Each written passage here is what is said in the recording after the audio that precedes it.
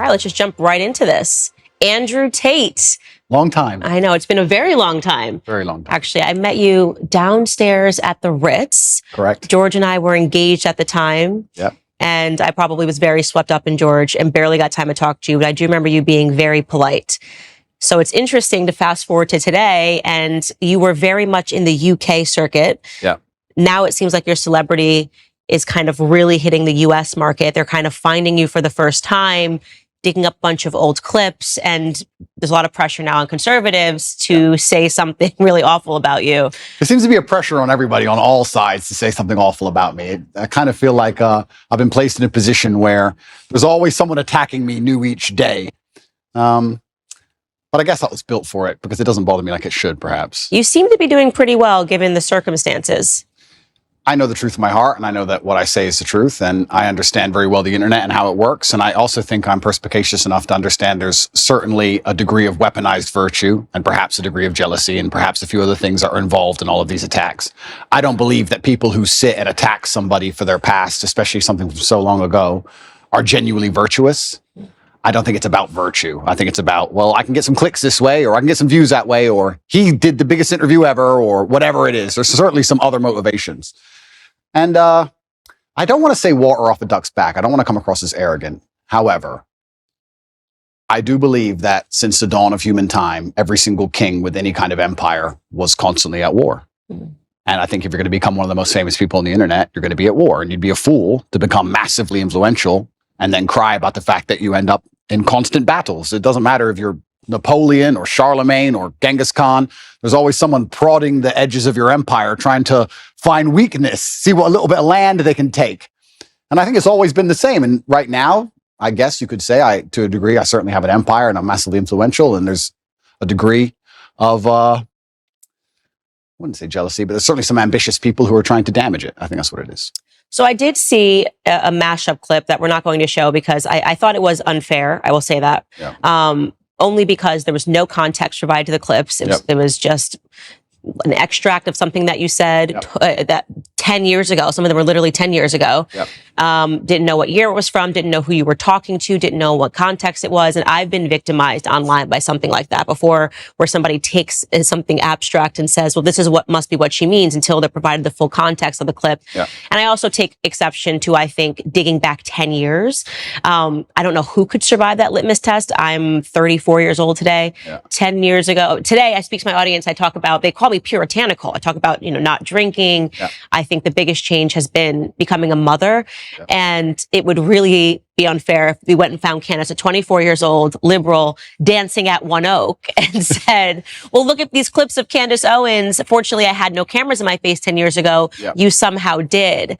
So I think it's a bit unfair. I also think that some of the critique that is coming your way is coming from people who are well-intentioned, like they actually don't perceive, maybe perhaps, okay, this is 10 years ago, what the context is, has he changed since? So I will ask the question, and we are going to get into some of those clips. You said you're an open book. Yeah. How have you transformed? And I've seen changes just, I think, in the last 5 years. Yep. Who are you today? How have you transformed? That's a very good question. It's also very important when you talk about Candace from 10 years ago. The idea that you did something 10 years ago, which you would no longer agree with, is one thing. But the second thing, to come along to the conclusion that you now have no value to add to the world, would be massively unfair, right? Everybody changes, and that's fine. I'm not the kind of person who's going to sit and apologize for his past. I believe all's well that ends well. I believe we're humans and we grow and we learn. I'd be a fool and I'd be disingenuous to sit here and pretend I was sorry for something I did in the past. And I'm not going to do that. I'm going to be very honest to everyone at home. I've talked at length for a very long time about my history and the fact I used to run a webcam business, and I don't feel guilty for that. I know that's maybe what they want from me. I don't feel sorry for that. I've never hurt anybody. It has nothing to do with my current criminal case. Everybody who worked for me was very positive. In fact, my number one supporters currently online and my best lifelong friends, and some of the letters I got in jail were from people who worked for me at that time. And I had a business, and I'm not going to sit here and try and pretend that I feel guilty or I feel sorry for that. I'm from a low income background. I did what I had to do to survive. And truthfully, all in all, being very honest, I don't think what I did was really that bad. And I want to say that. And I know people are going to lose their minds for it, but I didn't sell drugs. I didn't kill anybody. I mean, what did I do? I found a gap in the market and I helped some people organize some accounts on an internet website. That's what I did. And they're going to try and criticize me and crucify me for the next 100 years because of it, because of clips that were made 10 years ago. I think it's disingenuous, and I don't think anyone actually really cares about the virtue of it, because nobody who was involved in my life back then is complaining about anything. I think it's just an attack on me. And certainly we learn and we grow and we change, but it's very interesting how hypocritical the idea of looking at somebody's life over such a long period actually is. I mean, we can look at Donald Trump, right, who I'm a fan of. I know you've had your ups and downs with him, but in the conservative sphere, he's pretty well respected. Donald Trump used to own the Miss Universe pageant. Are we going to criticize him? Are we going to crucify him? What about the girls he had in Miss Universe who decided to go on and do Playboy magazine? Is he a bad person now? Why? Now, that's not Christian values, right? People are messy and life is messy and nothing is completely clean. And this idea that you're going to find somebody and 10 or 11 years ago, they did something which might even be slightly distasteful, not even illegal, and you're going to crucify him forever. I just don't believe that's genuine virtue. I think it's just an attack. I do think what's happening right now is they are wrongly conflating you having run a webcam business, however long it was ago, to the criminal cases happening in Romania. And this is why I interjected in my voice when people were saying, he's not a conservative, he's not a Christian. I don't understand why Christians are giving him a platform. And I'm very sorry to interrupt. I'm very sorry to interrupt you. But yeah, I will say right now, I would never consider myself a conservative from that standpoint. Right. I'm a rational actor. I'm a reasonable person. I'm intelligent. I use my brain. And I guess that makes me align with many conservative issues overall, because the other side have lost their minds. I don't wake up and stand there as a conservative figure. I don't consider myself a conservative figure. I've just ended up aligning with them on a lot of core issues because I'm a forward-thinking, rational person.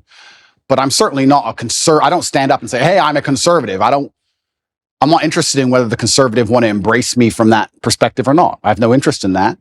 I wasn't even particularly political until my recent debacle, where I realized a lot of things about the world and how avoiding politics will not save you, unfortunately. Yeah, that's one of the things I pointed out. I said, he's never said he was conservative. He is not identifying as a Christian. So why are we suddenly using that as whether or not a Christian, a conservative, can put him on a platform and talk about something that is relevant? And something that is relevant is whether or not you are being wrongly or unfairly persecuted by a government. Yeah. I have spoken on my platform after examining the charges against Harvey Weinstein. He's clearly not a conservative. He's about as far left as it really gets. Yeah. But that doesn't mean that I don't have an interest in whether or not he's guilty or not guilty, and whether or not he was persecuted because of a overtly political movement like Me Too. So I do not like that these things are being conflated, but I want to park that aside because we are going to get into your case and just stick with what you just said about the webcam business.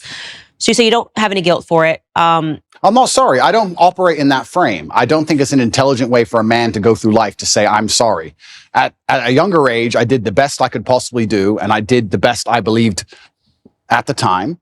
And you grow from it and you learn. And perhaps there's times in your life where you look back and think, well, maybe I would have done this differently, because hindsight's always 20/20. But every rapper sold drugs. Like, you get to a certain stage in your career where you no longer sell drugs and you don't do it anymore. But that's part of the life journey, and life's messy. And I'm not going to sit here and apologize to any conservative who wants to sit me down and try and give me some moral high ground garbage. I'm not going to listen to it. I had a very rough upbringing, a very tough life, and it could have been so much worse in so many ways. I've done nothing illegal. I've never hurt anybody. Everybody who was involved in my life back then are massive supporters of me. And I think it's very hypocritical for someone to sit, look at a situation they were not involved in and don't understand, look at old clips taken out of context, and then tell me and a whole bunch of people who were in my life who were all perfectly happy that something bad happened and something wrong happened. I don't think that's genuine. And for that reason, I'm not going to sit and be preached to by these people who are imperfect themselves. Everybody's imperfect. And another thing that's really important, we talk about Christian values. I also think that I find it very interesting and ironic that I'm somehow the problem, and these Christians feel like they need to come and attack me now in the name of Christian values. I think Christianity has much bigger problems than Andrew Tate and some old clips. I think they have much bigger problems that are happening in their churches on a daily. I think you can go to a Christian church in a lot of America and be very disappointed in what you've seen. I don't think I'm the problem with Christianity. And yeah, it's very interesting. But there was a webcam company, and I've talked about it at length on many different podcasts. I had a business. Many girls on there were perfectly fully clothed and would paint pictures or sing and dance and laugh. I've talked about this at length. I've had nothing to do with it for 10 or 11 years, and nobody was ever hurt. And I am not sorry for it. I don't see why I should be. Okay. So the way that I read you, and you can definitely let me know if I'm wrong, obviously, because you are you, is that people that don't come from a lot, me and you, obviously, obviously have different decisions that lay before us in life than people that come from everything, or people that come from a very stable household, two loving parents. And this kind of gets into the dilemma. I remember years ago, Tomi Lahren had said something. She's a political commentator in the US, had said something to the effect of, well, you know, Jay-Z used to sell crack. And he sort of laughed. And he probably did. And he did. And he sort of laughed this off. And I remember looking at that because I looked up to Jay-Z's music so much, you know, and I looked up to him because it made it possible for me to change my circumstances. You're looking at this guy who comes from nothing. He came from the projects. He sold drugs, and then he doesn't have to sell drugs anymore. And he's now talking about ideas and talking about business. So I was able to more closely understand and go, okay, I can actually climb out of these circumstances, even though I wasn't born, you know, with a ton of wealth and a lot of opportunities that some people were. And I think it's very difficult for people that don't come from nothing to understand that, and they're so sure that if they were in desperate circumstances that they would still never do anything. But this is their massive mistake, and you're right, but this is their massive mistake. The reason I have such huge affinity with the youth of the world today, especially the masculine youth, is one, because a lot of them are disenfranchised, which is one conversation, but two, also the reason my reach is so global, the reason I have so many fans in Slovenia and Southside Chicago, and I've had kids from Ulaanbaatar come up to me, Mongolia, all around the world, is because I speak to the disenfranchised, and part of that is always going to be, or is going to involve, financially disenfranchised. I'm someone who comes from absolutely nothing and made himself into something. And unfortunately, there's a rocky road sometimes, like you just described with Jay-Z, to get that done.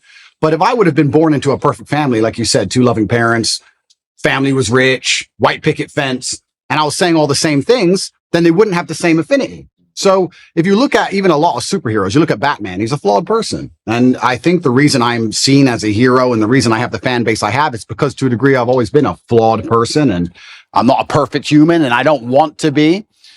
And I think that actually adds a lot of credibility to my character as a whole, that I've become the kind of person who believes he can add value to the world. And just like you said with Jay-Z, he changed. And the biggest thing for me personally, though, truthfully, and I want the whole world to understand this, I've been forensically analyzed by multiple different federal agencies from different countries for the last 17 months, analyzing every aspect of my entire life across the last 10 to 15 years. And what did they find? An old YouTube clip? That's the worst they could find. No sexual perversion, no drugs, no genuine criminal acts. They found something semi-immoral in a YouTube clip. And I would actually challenge anybody who wants to throw stones at me to go through the same level of scrutiny I have been under. And let's see what they find in your life. Because I guarantee anyone who's watching this right now, you sit there, you have a secret in your closet, you have a skeleton that you don't want anyone to know about, and they would have found it. So what's the worst thing that they found about me, considering I've been the most attacked man in the world for 17 months? An out-of-date YouTube clip? An out-of-context YouTube clip? Is that the worst? I think it's crazy that people aren't even sitting there and going, okay, this guy's been absolutely attacked and from every single angle, and this is the worst they could possibly drag up. Right. No, I agree with you. So the question I would ask you, though, and because obviously you've moved away from that business, the thing I find to be the most interesting about you is that younger boys love you. Yes. They absolutely, like the 12, 13-year-old, 14-year-old. I have not come across a 12, 13-year-old boy who's not just an Andrew Tate stan. Yeah. And I think it's remarkable. It gives you a lot of power. And I think this is perhaps the interest that a lot of people have in you is, what are you going to do with this power, right? You have all of these boys, they believe in you, they stand up for you.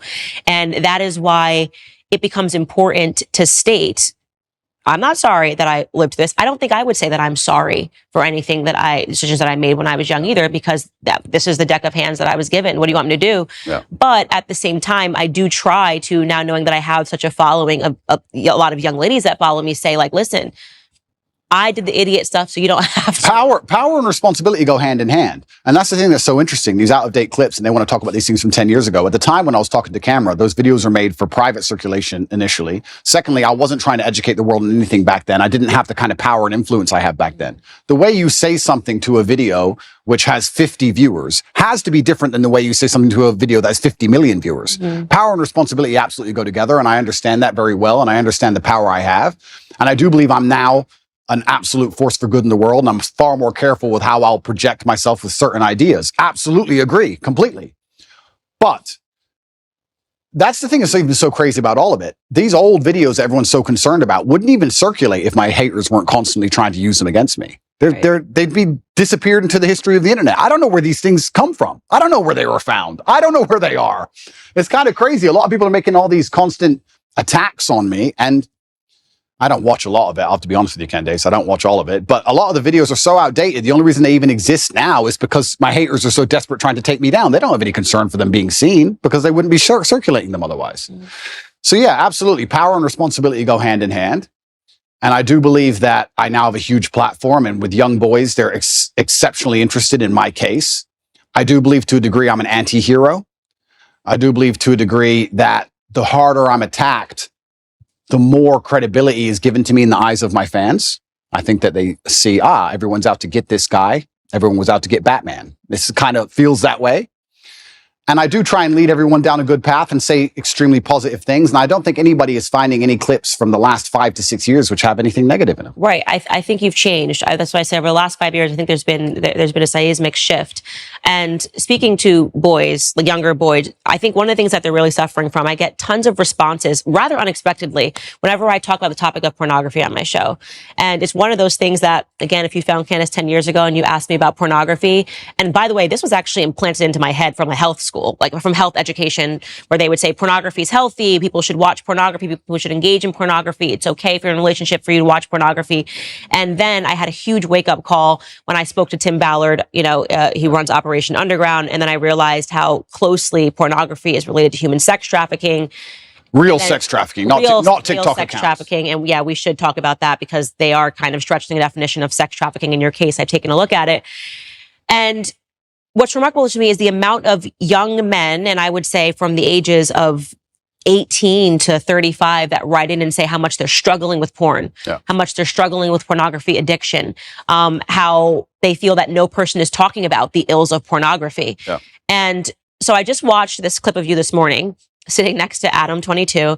You were ever interested in doing your first ever double penetration scene that me and Lena, I mean, I don't want to speak for you, but I feel like, yo, dude, would he be a suitable candidate? Would you, Andrew Tate, can I tap him in? I don't know. No.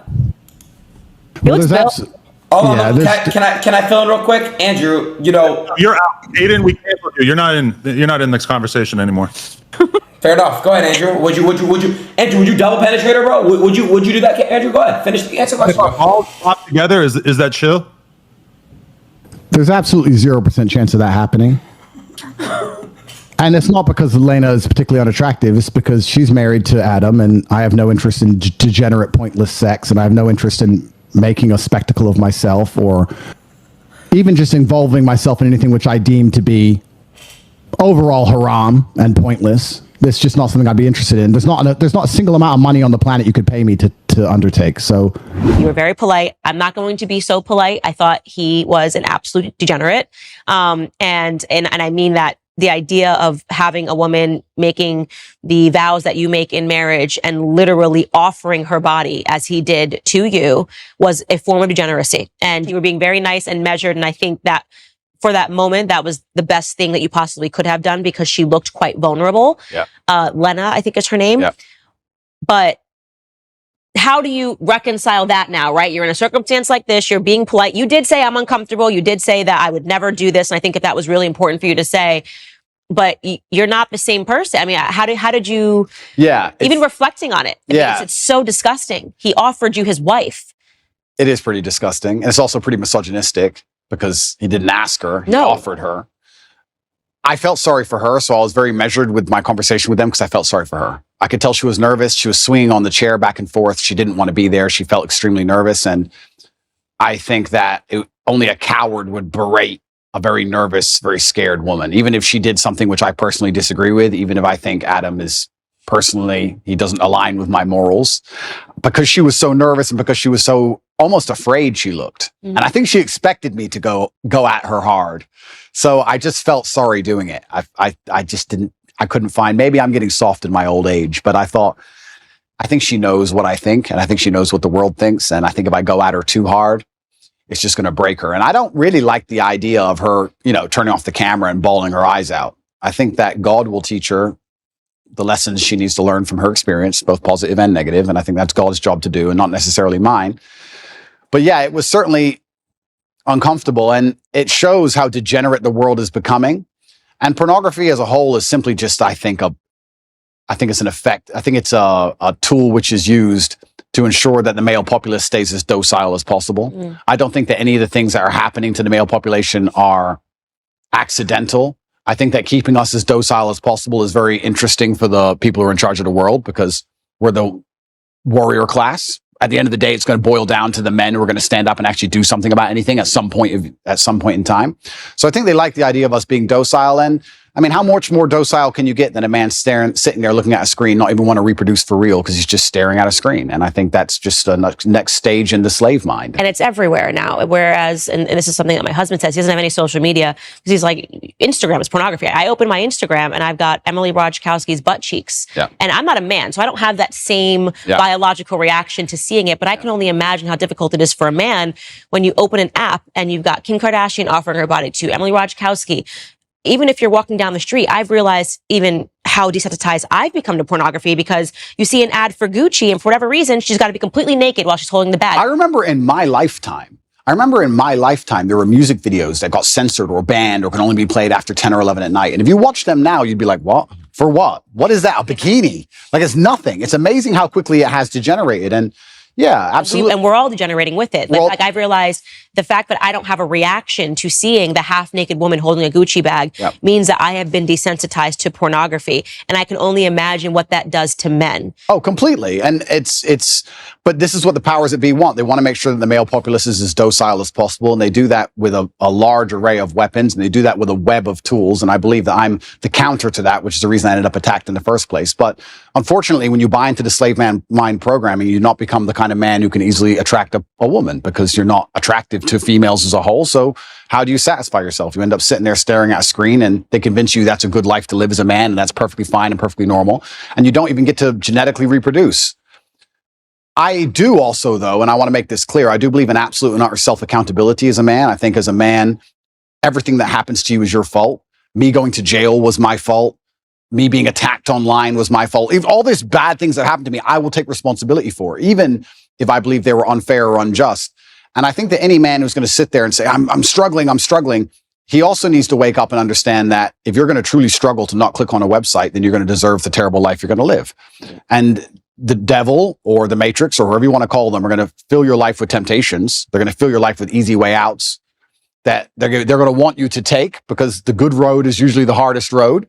And if you're going to continue to fall for them, then you're going to have to suffer the consequences of that. So it's double-edged. It's certainly difficult that pornography is everywhere and men are struggling with it. But to me, what's even more upsetting is that these men don't have enough fortitude and enough mental strength to wake up and say, I'm better than that. Okay. But this is the thing, right? So I'm about to get started, Candace. Good, get started. This is the thing. But this is the thing, right? So when you attack a man's mental fortitude on one issue, you attack on all issues. This is why it's done purposefully. To resist a slave mind, you need to be able to resist in the first place. How can you resist a slave mind if you have no physicality, you have no willpower, no ability to mentally resist anything? Well, then what you're going to end up doing, you're going to end up eating the bugs and watching the porn and sitting in front of your computer. And that's what they want from the people. So I think that it's actually all very interconnected. People come at me with the porn problem, and I get the same thing. Guys say to me all the time, hey, what are you going to do? What should I do? I struggle with pornography. And I say, that's because you have nothing else in your life in order. If you were in good physical condition and you had the money you were supposed to have and you had the mentality you were supposed to have, you wouldn't need it. So the reason you're so addicted to porn is because everything else in your life is a failure. And yeah, it's certainly a complicated issue. It's a difficult one. And this is why they fear male agency so much, because when men truly wake up and decide to be the best versions of themselves, they're hard to control, because all these control mechanisms fall by the wayside. They don't want the porn anymore. They don't want the antidepressants anymore. They don't want the garbage anymore. And now you have a whole bunch of men who actually want truth and honor and respect, and they want to live for something. And then what are they going to live for? They're going to want to be brave. They're going to want to do the right thing, regardless of how dangerous it may be for their own personal circumstance. And that sounds like a difficult population to enslave. And that's what's scary. So how do you reconcile, first off, how long ago was your webcam business? Yeah, so I stopped having any involvement with it. I think 8 to 9 years ago I stopped. It was a long time ago. It was at the early stages of the internet. And I'll explain it one more time for people. I've explained it already at length, but I'll explain it from the beginning. I had a company. I was fighting at the time. And on a side note, I actually want to make this clear. We talk about things people have done in the past for money. I beat people up for money. I hurt people for money. I don't often tell people this, and I think it's the first interview I've mentioned it in. There's a person who can never walk the same again because he fought me. I've had 87 professional fights, and I did my best to kill people. You're going to sit here and talk about what I did for money. I literally hurt people for money. And so I'm not a perfect person. I'm not sorry for my kickboxing career or my cage fights. I'm not sorry for any of it. I had bare knuckle fights. I'm not sorry for any of them, right? I was a person who had to pay the bills. I lived the life I lived. I used the tools I had. And I ended up opening a webcam company where girls would sit on a laptop and they would talk to guys on the internet for money. That's what they would do. The girls would sit there fully clothed or a bikini. Some of them would paint pictures. Some of them would sing songs. It's very similar to Twitch is now. Twitch is almost more sexual than the sexual websites were back then. I helped the girls set up accounts. We worked together. I helped them become as popular as possible. And everybody made money and everybody was happy. And nobody is complaining about it. Nobody's upset about it. None of the girls who worked for me are upset about it. The government aren't after me for it. It's perfectly legal. Nothing's wrong with it. There's just a whole bunch of people who now think that they can take the moral high ground against me because I previously ran this company. And I think I can anticipate the question you're going to ask. How do I reconcile with the fact that I used to produce pornography or a degree pornographic content? Now men are writing to you like, how do I? And now men are trying to escape it. Yeah. That's a really good question. There's a few different ways I can answer that question. I think the first way I'll answer it is if you own a liquor store and an alcoholic comes in and you refuse to sell him alcohol, does he stop being an alcoholic? No. He just goes and buys from someone else. So that's the cop-out answer. The cop-out is, well, these people who are addicted are always going to be addicted regardless of whether I did it or not. So that's the cop-out answer. But the second answer I can give, which I think is more detailed and probably more nuanced, is one, I intimately understand the relationship between men and these websites. I've had and seen men give away their life savings to girls they've never met. I've watched and I've seen it. And I actually think a lot of the insights I give, a lot of the things I tell the world about the male mental health crisis, about men being so constantly lonely, about how important it is to build yourself into a high value man, about how money alone is not enough. I explain all these things. A lot of these are lessons from the webcam days. I saw dudes who had a whole bunch of money, no other attributes, and they ended up on these websites spending hundreds of thousands of dollars because they didn't have anything else. So I think I learned a lot of important life lessons, and I do my best to try and pass them on to people. But I guess also, and this is the final answer I want to give about this whole subject, is that I do think I can take the question you're asking and reverse engineer it and use it against the people who are trying to attack me for it. My answer to it would be, how do you sit and want to criticize me for being involved in the production of pornography 10 or 11 years ago if you're involved in the consumption of it? Because you're creating a market for it. So anybody who wants to sit and say that I did things wrong, that's fine. You're allowed to throw stones. But if you're in a glass house, if you have ever signed up to an OnlyFans account, if you have Instagram, if you're following these models on Instagram who you don't know, who are showing their tits and ass all day, if you've watched porn, if you fancy or think some beautiful woman on a movie, if you're going to live in lust yourself and you're funding this entire industry, you're downstream, you're at the bottom of it, how can you then take the moral high ground on the person who's producing it? That doesn't make sense to me. So if you've totally abstained from pornography your entire life and you've never looked at it ever, and you've never been involved with it ever, and you're a perfect person and you want to come along and say what I did was wrong, that's fine. But I don't think most people who are complaining can even say that. I don't think they can. And I will once again state this, and I'll state this as a matter of almost fact. The level of investigation I've gone under, the level of forensic investigation my life has been submitted to, most people don't understand. Most people have never been through what I've been through. They've not had their entire life forensically analyzed, every word they've ever said, everyone they've ever spoken to, every WhatsApp chat, everything, head to toe by federal agencies for the last 10 years. And the most they come up with is that I ran a webcam company, which I've already admitted to. That's it. Take these people who criticize me and see how many porn websites they've been on. Get their laptops, see the they've Googled, see who they've spoken to.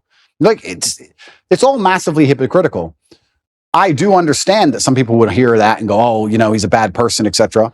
I don't think I was a bad person. I never hurt anybody. I think I could have done much worse things. I know many people from my circumstances who did many things worse than what I did.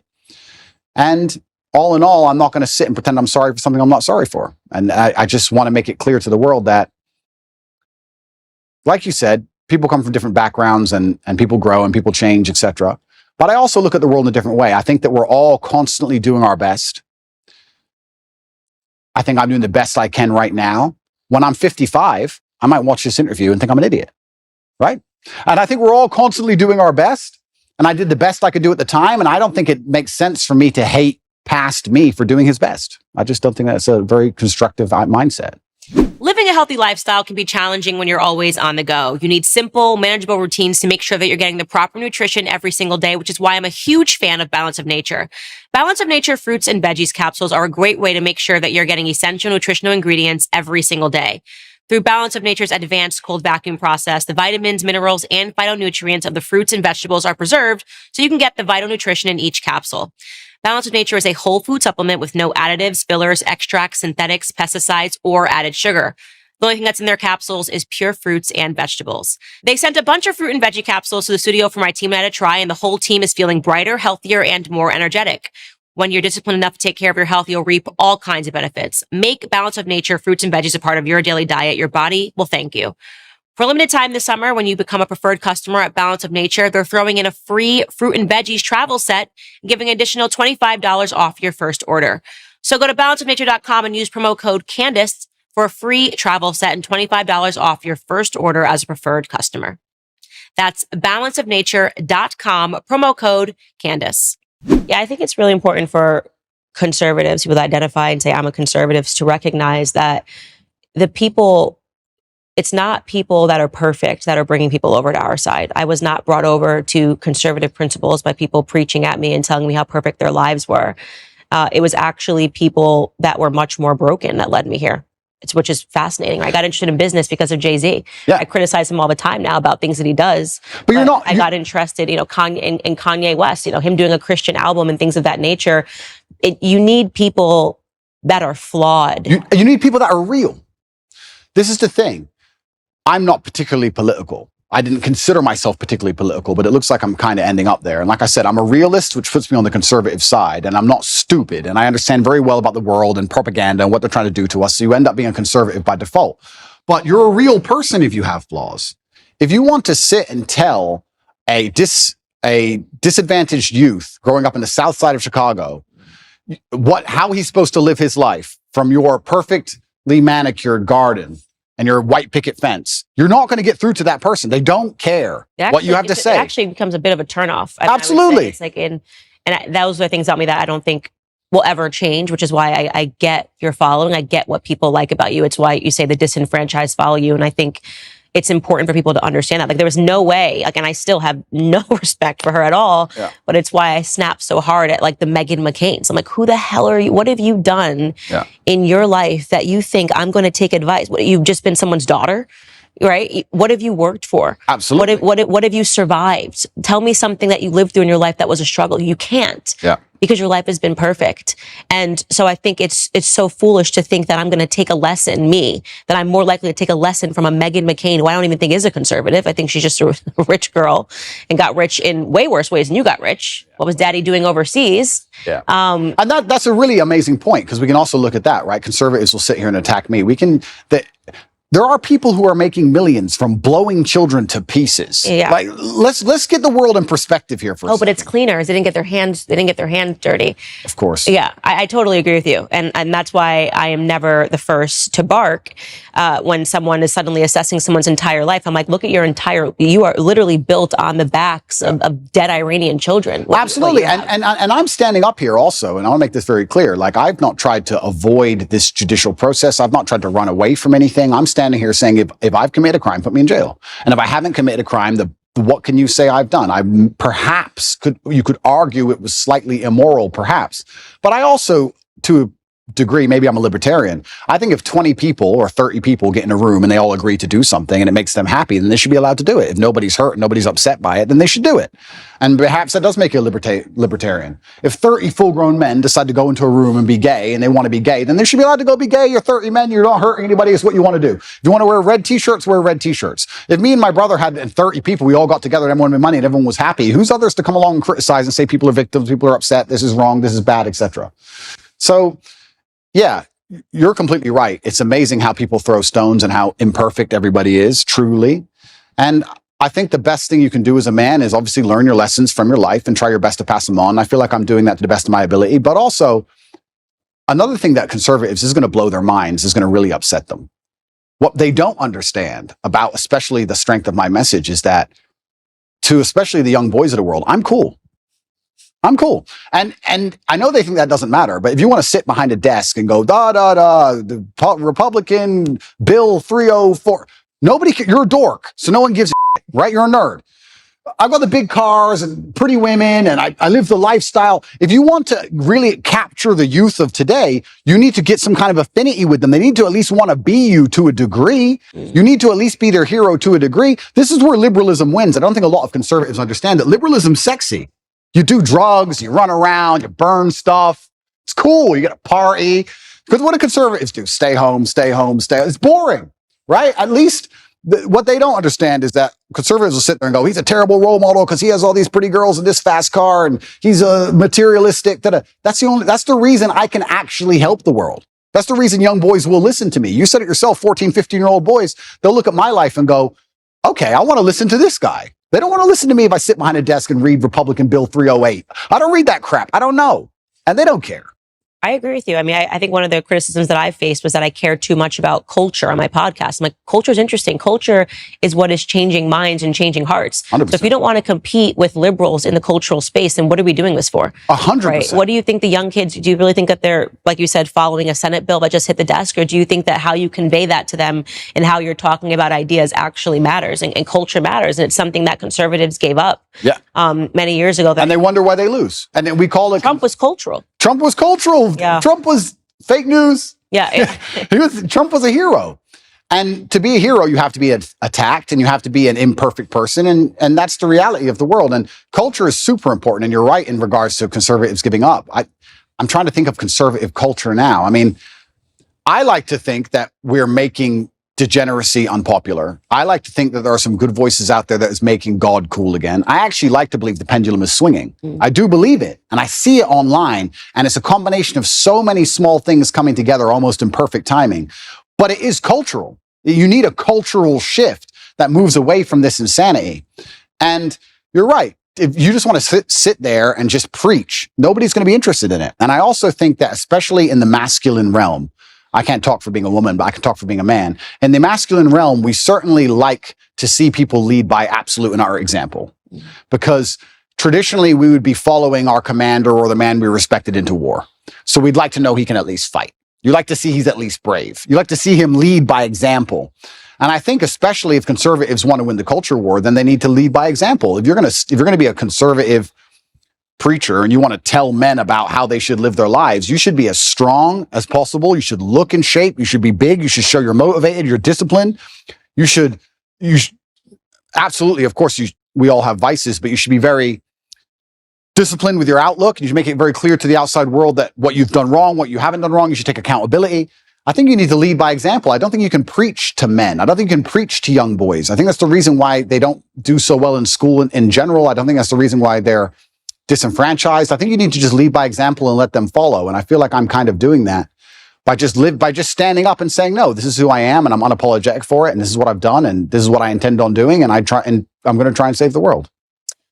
So I want to shift gears here and talk about your dad, because I'm quite fascinated by your dad. He passed recently. Yeah. How many years ago? 9 years. 9 years ago. Yeah.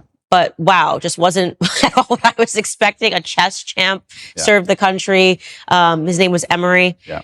Really interesting to talk about just, I guess, your upbringing with him as this chess champ. How did he get into chess? Yeah, I do believe I had the best father on the planet. A lot of the things I regurgitate are regurgitated from him. A lot of the things I say, he literally said to me line for line. I believe that he was very morbid in his approach to life, and he wanted me to understand that he will not be here forever. And he wanted me to understand that when he is gone, I had a duty to fulfill. He talked about dying a lot, which I guess is kind of unusual, but he would, even though he was relatively young. He died when he was 58.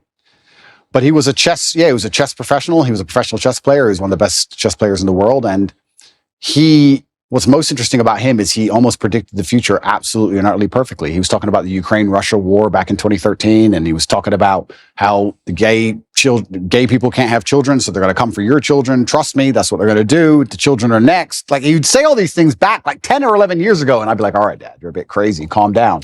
But I guess when you're a chess player, you see the future. And he raised me with absolute accountability, and he certainly raised me and Tristan to be.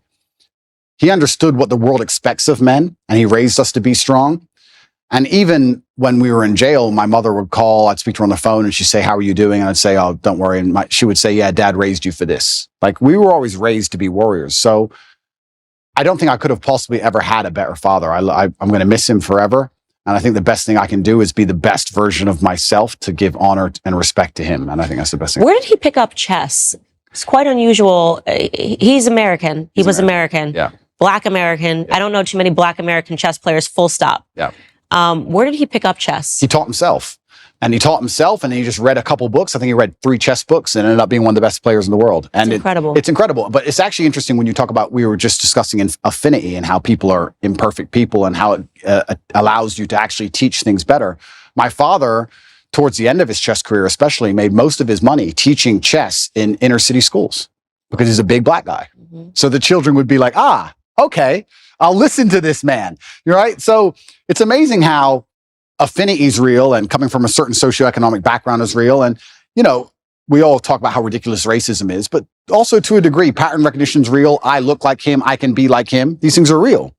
So yeah, he did fantastically well in terms of teaching, especially disadvantaged children. And he taught himself, and I wish I had his mind. I'm not nearly as intelligent as he was. I wish I was. You gotta be real smart to be a good chess player. You've got to be better than smart. I actually think you go beyond the realm of smart into I wouldn't say he was on the spectrum, but you certainly get to a new level of socio interactions. Do you understand? I'd go to chess tournaments when I was a kid, and everybody there would be a world level chess player, and everyone was a bit strange, a little bit.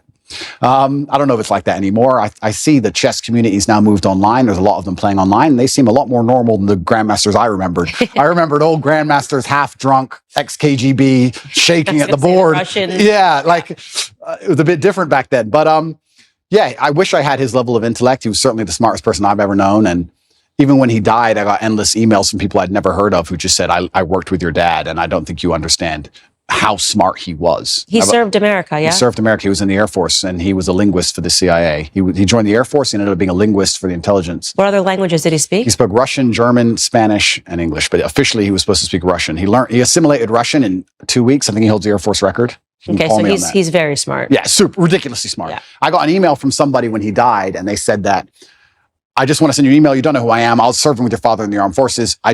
You tell everybody your dad was smart, and they're not going to understand how smart he was. And I want to give you a quick story. I was living with a Russian woman, and I already spoke Russian conversationally when I began the Air Force training to learn Russian. Your father knew nothing, didn't know the alphabet, didn't know nothing. And within 2.5 weeks, he was correcting everybody, including the professor on Russian. Yeah. So like he just read the dictionary. I saw my dad sit there and read a dictionary, just read it.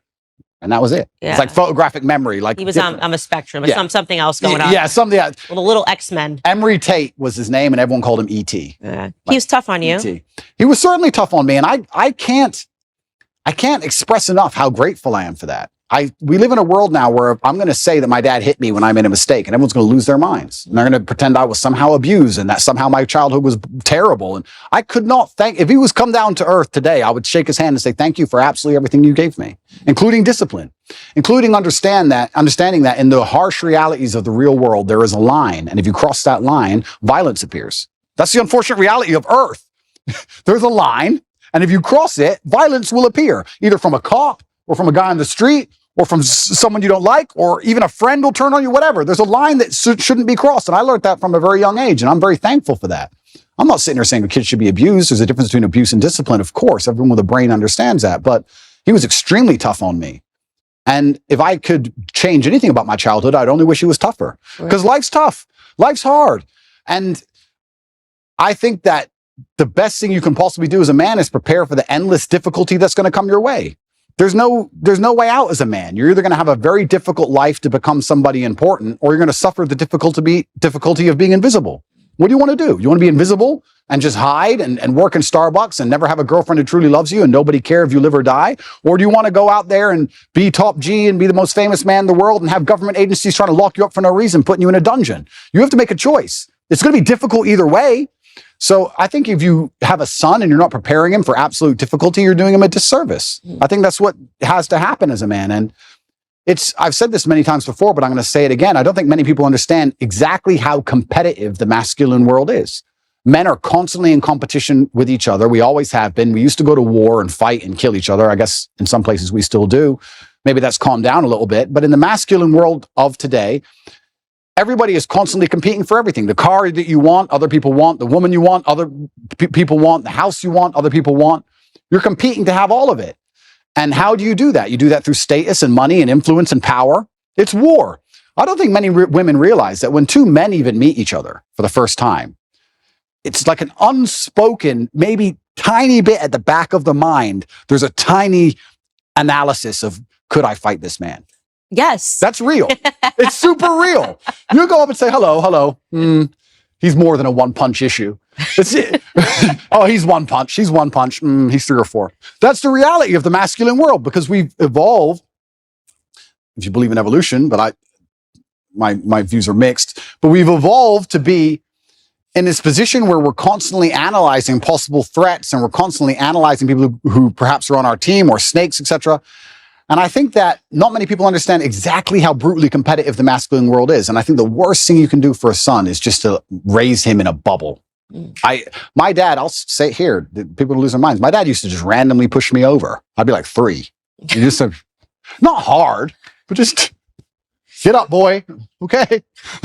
And mom would be like, why are you doing that, son? He's like, you get pushed over. That's life. My mom hated that he did that to me. But yeah, I can give him nothing but praise. I'm really so thankful I had the upbringing I had. Do you think he's proud of you? I'm certain he's proud of me. And it's amazing how much strength I can get from that. It's amazing how much strength you can get from knowing that your ancestors are looking down on you and you're doing your absolute best. I also believe that God can be proud of you when you do your absolute best. And I don't think many people genuinely do their best in the world anymore. When I say do your best, people sit and go, oh yeah, okay. No, when's the last time you actually did your best? Like, I don't train to run marathons, but I know if I gave my best, I could run a marathon right now, first try. If I gave my best, life depending on it. When's the last time people have genuinely given their best to anything? There are people going through the world and going through life today that don't give their best or 100% effort to anything ever. Ever. They can't even remember the last time they tried. So when I'm sitting in a dungeon, I'm sitting in a Romanian jail cell, I understand that it is a chance that God has given me and my ancestors are watching for me to do my absolute best and to show to them that I am the man I say I am.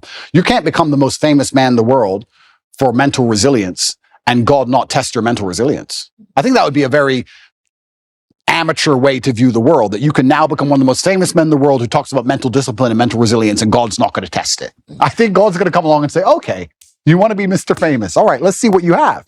So I believed it was a chance to show God and show my ancestors and show my father that I am the man I say I am.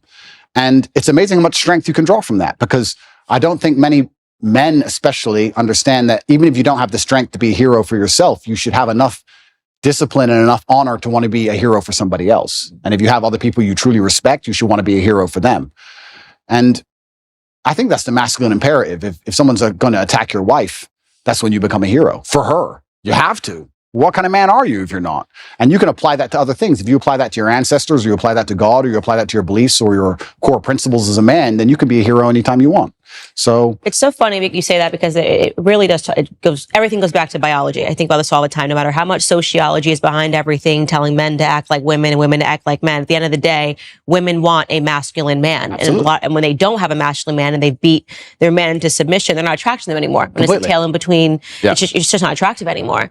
And I used to make me think of this boyfriend that I had when you were talking about, just defending the realm, this sort of responsibility that men have. And I remember sitting there realizing that I had to break up with him because I thought that if somebody burst through the door with a gun, I was going to have to be the one that would have to defend us, because he was just such a flower. 100%. And it's in society is yet blaring at men to do the opposite. And they're trying to confuse us. This is why I think you have a platform. This is my whole theory that I built in my head about why you have a platform, is because Lena Dunham came before you, right? And I think that for years, men were told to act like sissies. Yep. Men were told to put your tail between your legs. That was the message, the agreed upon message that came with, Hillary Clinton running, the Me Too movement, all of these things where men were basically told that if you have a masculine instinct, you're guilty. Yep. And then inevitably, because there is an equilibrium in this world, Yep. because there was Lena Dunhams, because there were the Taylor Swifts, because there was the girl squads, Yep. eventually what would have to happen was that it was going to have to be evened out by someone saying, no, F that, be a man. Yeah, and I don't feel guilty for being a man, and I don't think any man should. No, I don't think so either. And I think that the most annoying thing about all of this is just how genuinely hypocritical it is. Because there's all this feminine movement, and we don't need men, and men don't matter, etc. That's Music only too, men ain't the whole. It's a agreed upon message that men suck. absolutely, and it's only in the most favorable possible circumstances where females will say that.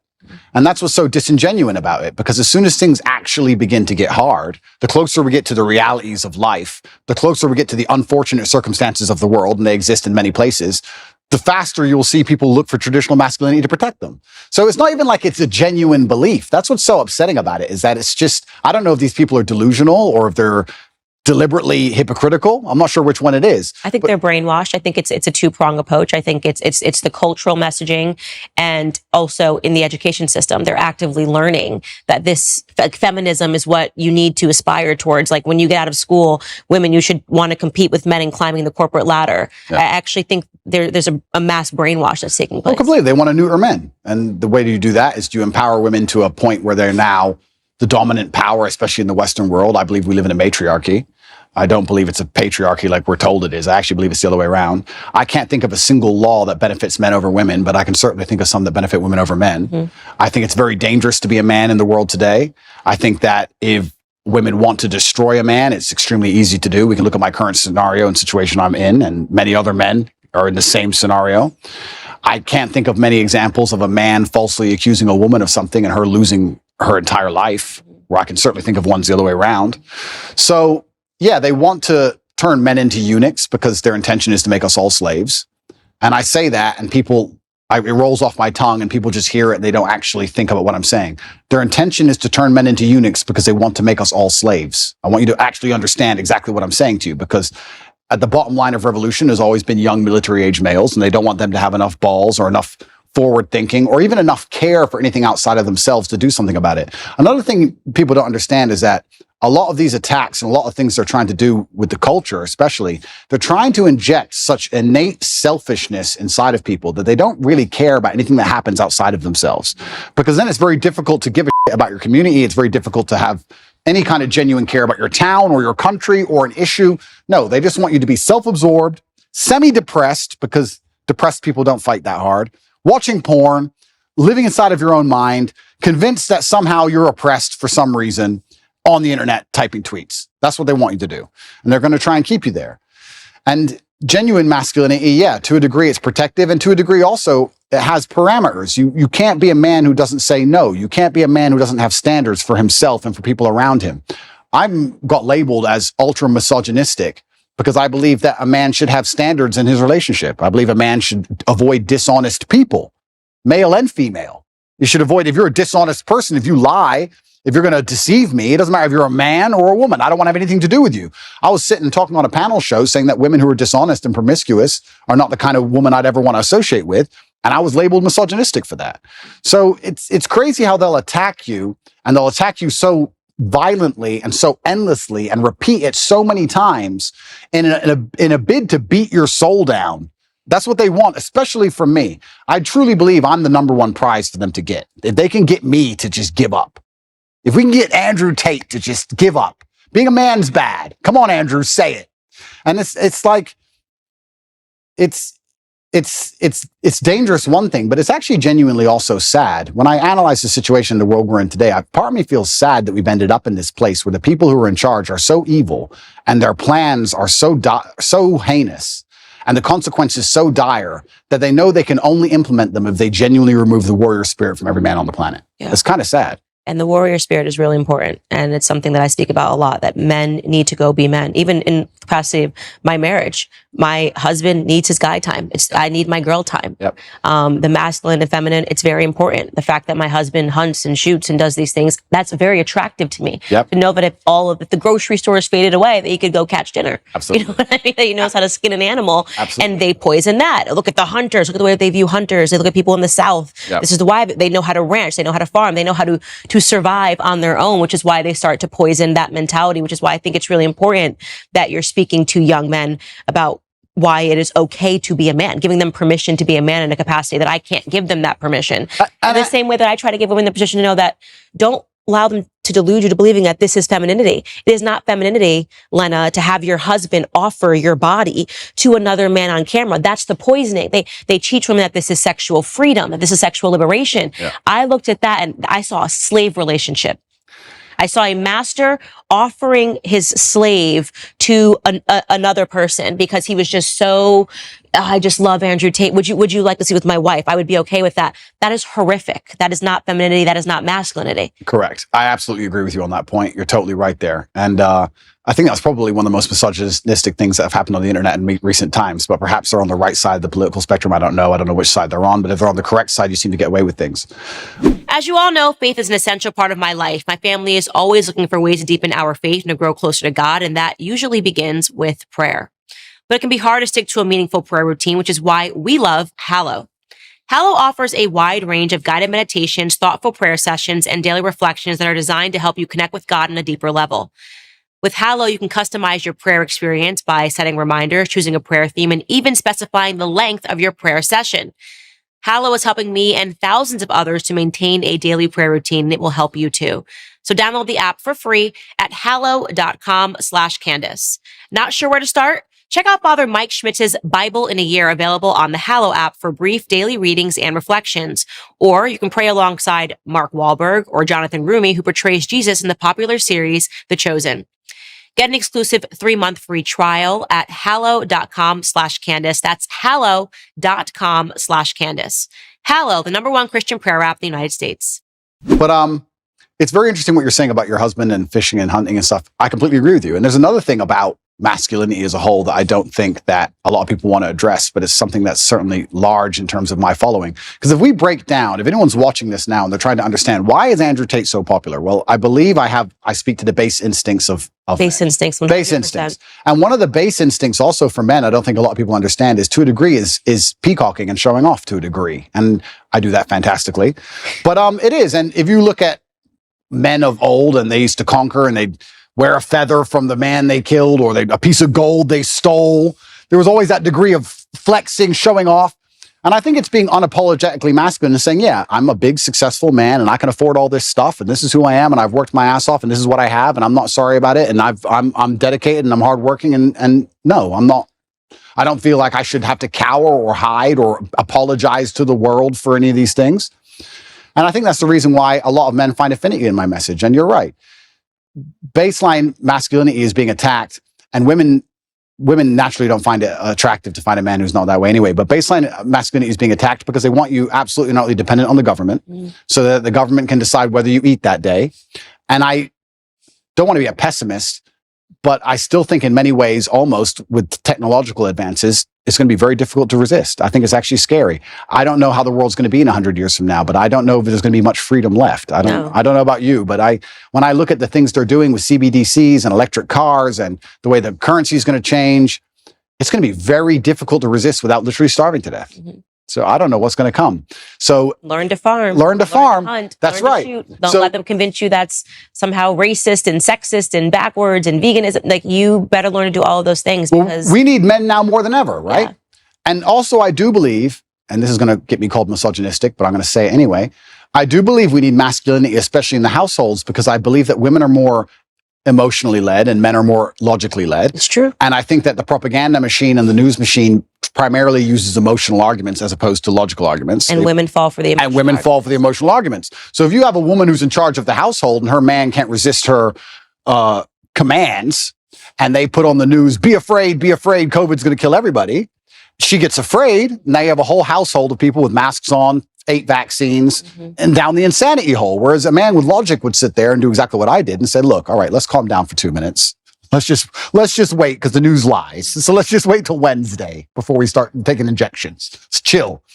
So I think also masculinity is needed because what they're going to do when they try and make us all slaves, they're going to use emotional arguments. And they're going to come along with, I was talking about COVID with someone the other day and we were saying how insane it all was. And I said, imagine how insane something like COVID will be once the police force are robotic. Well, imagine once it's all AI.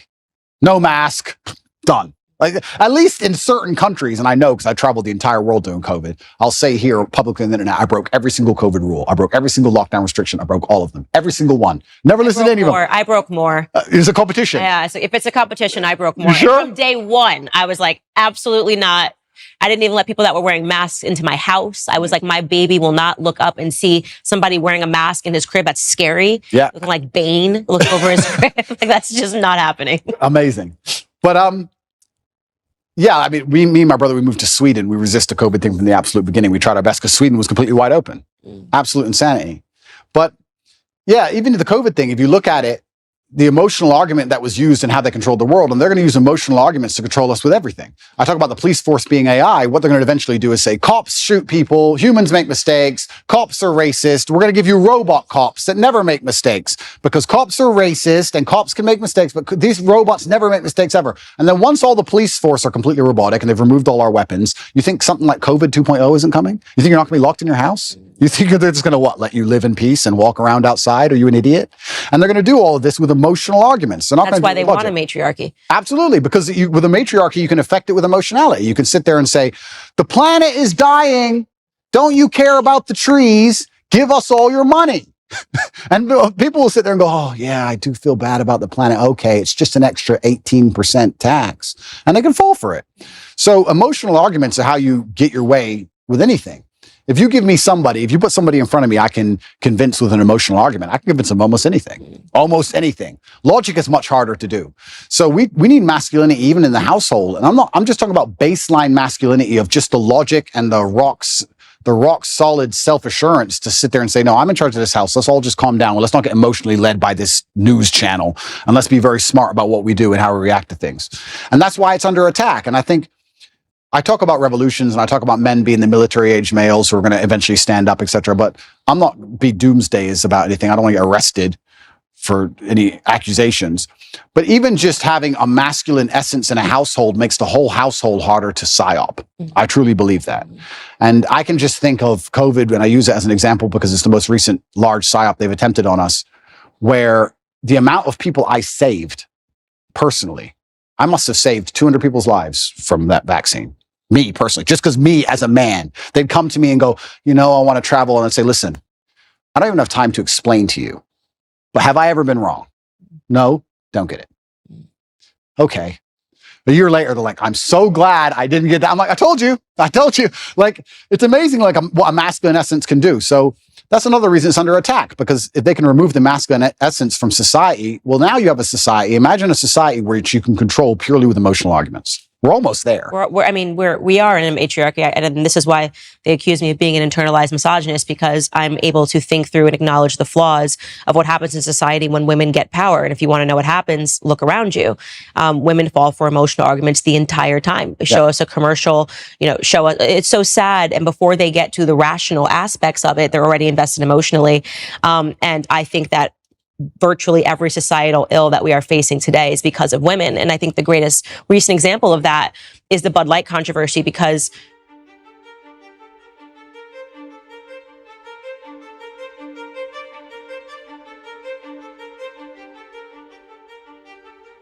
women need to realize how backwards it is that it took men to stand up to say something was wrong when it was so obviously patently wrong. Yeah. Nobody cared for years until men stood up to it. So, yeah. Completely, because it's emotional arguments. And if we also analyze, there's certain things that women can do so much better than men. I said this the other day. I was saying to my brother had his daughter here and my niece was here. And I said, isn't it amazing? I found this amazing. I said, isn't it amazing the patience a mother has with a toddler? I'm like, she's been listening to Peppa Pig for 4 hours. I would lose my mind. I couldn't do it. I simply couldn't do it. So women have this emotionality, which is so fantastic when it's properly used, when it's put into place it's supposed to be.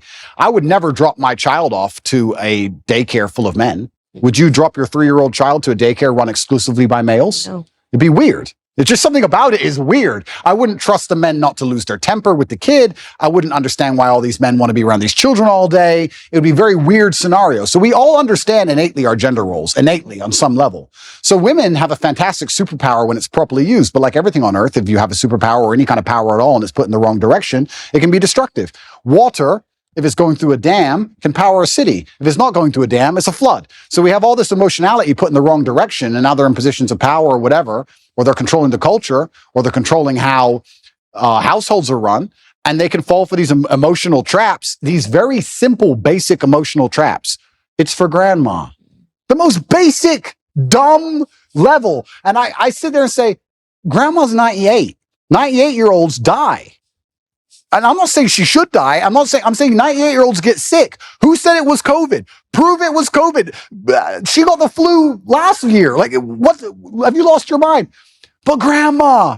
Which is funny because I think the average life expectancy is 73. So if they've made it to 92, they've done great. They've done great. Absolutely. And I said that, and people thought that was so harsh and so mean. Because there you go. Harsh, mean, emotionality. Yeah. And emotionality is used against people, which is also why they don't like stoicism, is why when you have a man who's hard to emotionally affect, they also see him as a threat. Mm-hmm. I've had it from a lot of people. I've had some of the hate mail I've got, and I get a lot of, I probably get about 10,000 emails a day. I'd say about 9,000 of them are support and 1,000 of them are fervent weirdos.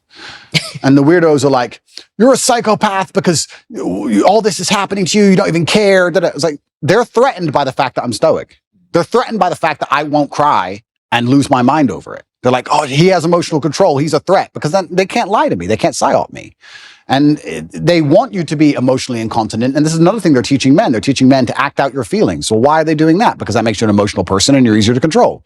They don't care that damages society by extension. Because when you tell men to act out their feelings, that's why you get school shooters. That's why you get rapists. That's why you get murderers. Why does somebody murder someone?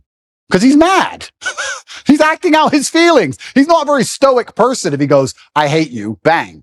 Right? So they're teaching all this emotional incontinence in men, trying to pretend they care about society. It's destroying society in real time. They have no interest in actually preserving anything that's important about masculinity. And the only reason they're doing it is because that allows them to use emotional arguments. Now they can sit and say, okay, these men act out how they feel. So let's make them angry, and they might riot. And let's make them riot on this street. Let's leave some bricks on this street. You understand what I'm saying? It's all absolutely utterly done on purpose. And it's kind of amazing to me that nobody sits there and understands the best way you can rebel against the slave mind and resist the matrix is just to be the kind of person who uses logic, is stoic, is emotionally controlled, is physically strong, because a strong body is a strong mind, who refuses to be told or labeled as something. You can't label me as a depressed person. You can't label me as some kind of disease or some kind of personality disorder. You can't label me a color. I'm Andrew Tate. This is who I am. I work hard for my last name. I understand what's right and wrong. I'm going to do my absolute best. And that alone in and of itself is an act of rebellion against these people. Society really started going down the drain when we started getting into mental health awareness. And this is maybe one of my most controversial viewpoints, but I say it over and over on the show. Everybody needs a therapist. They're talking about their feelings. The truth is that every feeling you have isn't valid, doesn't need to be explored. Sometimes you just have a wacky feeling and you just let it go. And because my grandfather was such an impact on my life, strongest man that I've ever known, didn't shed a tear at my grandmother's funeral. They were together from the time he was 17 years old until her dying day. I'm certain he collapsed when he got home. Yeah, of course. But this traditional display of masculinity, in my grandfather's perspective, that a man needs to let it die in his chest, before displaying this emotion, had an impact on me. And when I see, I guess to give a cultural example, someone like Prince Harry, on TV, with his arms like this, breathing and showing what he learned in therapy, it makes me want to die a little. Completely. It makes me want to die a little when I see men acting like this. Completely. And that's controversial because they're supposed to say, oh my God, he's so brave. It's so stunning. Like, he's showing this side of him. Everything about Prince Harry, to me, is what a man should not be. Right? Absolutely. What you've done to your family, betraying your family, allowing a woman to assert that much control over you that you would, for profit, betray your family. I mean, everybody's got a family. Everybody's got family issues. Don't even let me get started. But the idea of selling out your family and then going the royal family, selling out the royal family. And yeah, what happened? It's such a display of what's happened to men, what's happened to masculinity. He's giving up his guns. He's never going to do this anyway. It's all of it is such a public example of what can happen. The thing is, I know what's so interesting is I know how miserable he is. He's miserable. There's no way a man can be happy in that scenario, because I think masculine happiness comes from strength and to a degree excellence, and also comes from respect. Men want to be respected, and he doesn't respect himself, his family doesn't respect him, and his woman doesn't respect him. I know how unhappy he is. I know how unhappy she is by extension. It's just an unhappy, miserable house. He gave up everything and gained absolutely and utterly nothing. This whole therapy thing, the reason I believe they push therapy so heavily is because it goes into something I said a little bit earlier about selfishness. If you convince somebody that they have to spend hours and hours per week sitting in a chair talking about that feeling they had last Thursday in the kitchen.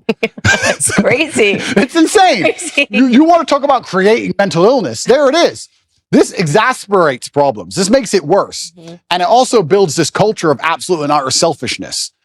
Excuse me, they're trying to put you in jail for the rest of your life effectively because they're going to enslave you and they're going to control all the money and they're going to make you get injections you don't need. Yeah, but I'm sad. I got therapy. I'll talk about it later. Yeah. That's all they want. They just want you to be so obsessed with how you feel in your own mind that you can't even look outside of yourself and care about anything. Right. It's part of the propaganda machine. It's part of the mechanism to turn us all into docile farm animals. I said this to somebody the other day. They were talking about how they feel. And I said, who cares how you feel? And he goes, well, what do you mean? Well, I don't care. You're telling me I know you and I don't care. So all the people who don't know you don't care. The woman you want doesn't care. You can't go up to a chick in a bar and say, you know what? Usually I'm really charming. Today I'm a bit sad. Can you give me a pass? Can you let me off? She'll be like, go away, weirdo. The chick you want doesn't care. The job you're supposed to perform at doesn't care. If the man who wants to mug you decides to pull out a machete, he doesn't care. You can't say, bro, I'm not in the mood for a fight today. Tomorrow, please. Nobody cares. So why do you care? All the people out here in the world don't care, but you're going to sit there and you're going to care. You're going to be the only person in the world who cares. You're going to walk around telling everybody, trying to find somebody who gives a shit. Good luck. Because what's going to happen is you're going to walk around feeling sorry for yourself, trying to find somebody who cares. You might find somebody who pretends to care long enough for you to get a little bit of dopamine. But all in all, you're wasting time in a hyper-competitive world where people like me who perform regardless of how they feel are just going to perpetually bury you. And then you're going to sit there and wake up and go, why am I a loser? Well, because when Andrew was sad, he continued to perform. When Andrew was in jail, his business didn't fall apart. He was doing push-ups every day. His body didn't fall apart. Nothing about his life degraded when he was in a jail cell surrounded by cockroaches. You're in a plushy bed at home, crying about what? And you expect the male world's hyper-competitive. So you're not allowed almost as a man to put that much importance on how you feel. You don't have time to care about it because you have too much to do. This is what I find so remarkable. If I feel sad, I don't think, how do I stop myself? I need to not feel sad. I just go to work. I got stuff to do. I'm a man. I have things to do every single day. This whole therapy garbage, I can't think of a way faster to ruin your mindset and destroy your ability to resist the perils of life than go into therapy. And the overdiagnoses of everything. It's like, you have this, you have that. And then people take that as an excuse to not ever have to get better. Oh, absolutely. You know, now I can be permanent because I realize that I've got this. I went to the doctor and the doctor says that I have this. And so that's the reason why I don't respond. I've got ADHD. I think now it's like 1 in 2 people has ADHD. And that's why I'm not able to focus and do my homework or complete a task or keep going to the gym every single day. And I hate it. It's a self-fulfilling prophecy. It's a self-fulfilling prophecy. And I really can't think of a quicker way to destroy your mind than go to therapy. Part of me, if I had time to waste, Candace, which I don't, because I've been on house arrest long enough, and once I'm out of here, I'm going to enjoy myself. But if I had time to waste, I would love to go to start therapy. I would love to, like, imagine me, Andrew Tate. I'm going to go to a therapist, and she's not going to know who I am, and I'm going to sit there, I'm going to do therapy, and I'm going to do a video. I might actually do this. It's actually a great idea. I might do a video after each therapy about what bullshit it was. And just sitting there talking about, okay, when you were 8, yeah, what happened when you were 8? Because in your childhood, not everything's because of my childhood. Not everything works that way. Like, it's so asinine. I've actually had conversations with therapists, I think twice in my life. I did a TV show in England, and I had to speak to a therapist, and then I think it was another TV show, 2 TV shows, I had to speak to these therapists. And I sat there and said, I don't believe in your science, because in math, 1 + 1 is 2, and we understand that. Whereas with what you teach, you can have a guy who doesn't drink alcohol because his dad was an alcoholic, and a guy who is an alcoholic because his dad was an alcoholic. So how can you have the same scenario and 2 completely different outcomes? She goes, oh yeah, but there's general rules we can follow. I said, then let's end the conversation. I'm not a general person. I'm exceptional. So can we just stop wasting everybody's time here? Because all your general rules don't apply to me. I'm smarter than you. What have you achieved? Goodbye. I'm a world champion. See ya. Like, it's garbage. And I really do believe, I think there is this mass drive to instill the idea of absolute selfishness in people. I think they're trying to, when I really analyze the ideal citizen they want, the ideal citizen is yes, docile, and yes, he's eunuch, but he's also ultimately selfish, because then you don't care about community. And I think therapy is a fantastic way to make you selfish. Because that's all you talk about is, what do you talk about? Garbage. Yeah, why you have the right to act this way, even if you're Why acting I terrible. feel, why did I do? Well, you know, when I was 9, oh, get a life. Yeah, that's really Prince Harry's book, honestly. Is it? Yeah, I could only get past the first 2 chapters. I was like, it should have just been called Privileged. You know what I mean? And this is the thing. These aren't even struggles. And here's the thing. I think Margaret Thatcher said the best upbringing you can have is good parents and no money. Because you look at Prince Harry you can't talk about anything better for a perfect upbringing. Royal family, come on. It's not his fault, right? Royal family, fine. But he was supposed to have gone to the army. He went to Afghanistan and supposedly he fought, but obviously he didn't. He's the prince. Played Xbox. Of course, he just sat in the back. But if you don't give a man struggle, look what he becomes. Tell me the kind of man, if I were to say to you, imagine a man who's never struggled in his life. Physically, mentally, everything's gone perfect for him. He's born in the royal family, everything's been perfect for him his whole life. Is that the kind of man anybody respects? Is that the kind of man anyone wants to be? And struggle is subjective, right? So Prince Harry dealing with his current problems of his wife nagging, to him, that's full mental breakdown, right? My problems are obviously much larger, but struggle is subjective. To us, they're almost on the same level. But if you were to compare them side by side, they're absolutely nothing. So as a man, you have to build resilience, and you build resilience through going through something and building a tolerance to it. And this guy's had such a privileged life that he's ended up a miserable, depressed, unhappy person. So this is what's actually very interesting. When men come to me or young boys come to me and talk about something bad that happened to them, I said, good. Absolutely and utterly good. You should be glad that thing happened to you, because that's the reason you're going to be the man who can resist the perils of life in the future. If bad things don't happen to you, you're going to end up like Prince Harry.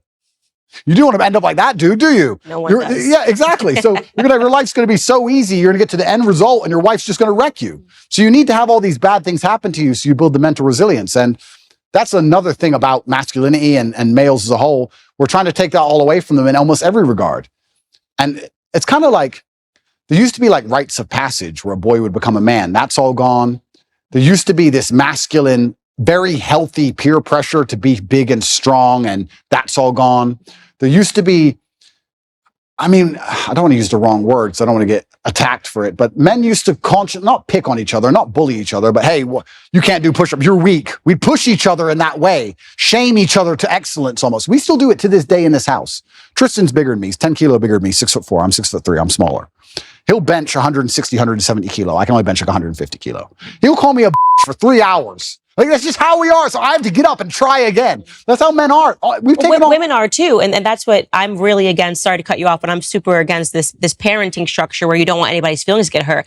I'm one of 3 sisters. We're a year and a half apart. We tried to kill each other. You know what I mean? All I would do is call my sister. No one has called her ugly or more. You know what I mean? I'm like, you're ugly, you're this, you're fat, da, da, da, da. That's actually good. Yep. You know, it makes you tougher. And when you see these only children who've never gone through anything, their parents told them they were perfect and wonderful. Yep. And I'm thinking, I wouldn't trade my childhood me and my sisters trying to kill each other, you know, every single day. Life's difficult. Over a t-shirt. Yeah, you know? and it doesn't matter how much money you have. Life is always going to be difficult. It doesn't matter how much you try and shelter your children, how rich you are, what family they're born into. Life is going to be difficult. And if there is no struggle in their life, they're going to find struggle, or something that shouldn't be a struggle will become a struggle for them because their life has been so sheltered. And life is hard. So if you can't avoid the difficulty, you may as well get very good at it. You may as well get good at difficulty. And it's amazing when you look at someone like Prince Harry. He's just a man who has not become very good at difficulty, and he's just completely collapsed in the face of a woman who's complaining at him. And yeah, even worse than all that, the dishonor of selling out. We were talking about how I feel a duty to my bloodline and my last name, and I have to do my father proud. He's from the British royal family. And he had no honor. He couldn't even sit and say, look, listen. He couldn't even shut up for them. Yeah, literally. He had to sell out in a book. Like, God does not smile favorably on people who make these kind of decisions. And I think that's why he's going to be unhappy for a very long time. And he's going to realize that it was never worth it. And what did he do it for? Money? You're from the royal family, my friend. You really need money that bad? Like, it's truly shameful. And I think deceit and treachery are the most heinous and most disliked personal qualities, or something you can actually witness somebody do. I think everybody hates them. And it's because anybody can fall victim to them. Anybody can fall victim to deceit or treachery because you trust that person. Everybody trusts someone, right? So if that person turns on you, you're always in trouble. So I think he thinks that he has the populace on his side. But I don't think he understands that when you out yourself as a snake, everybody intrinsically dislikes you.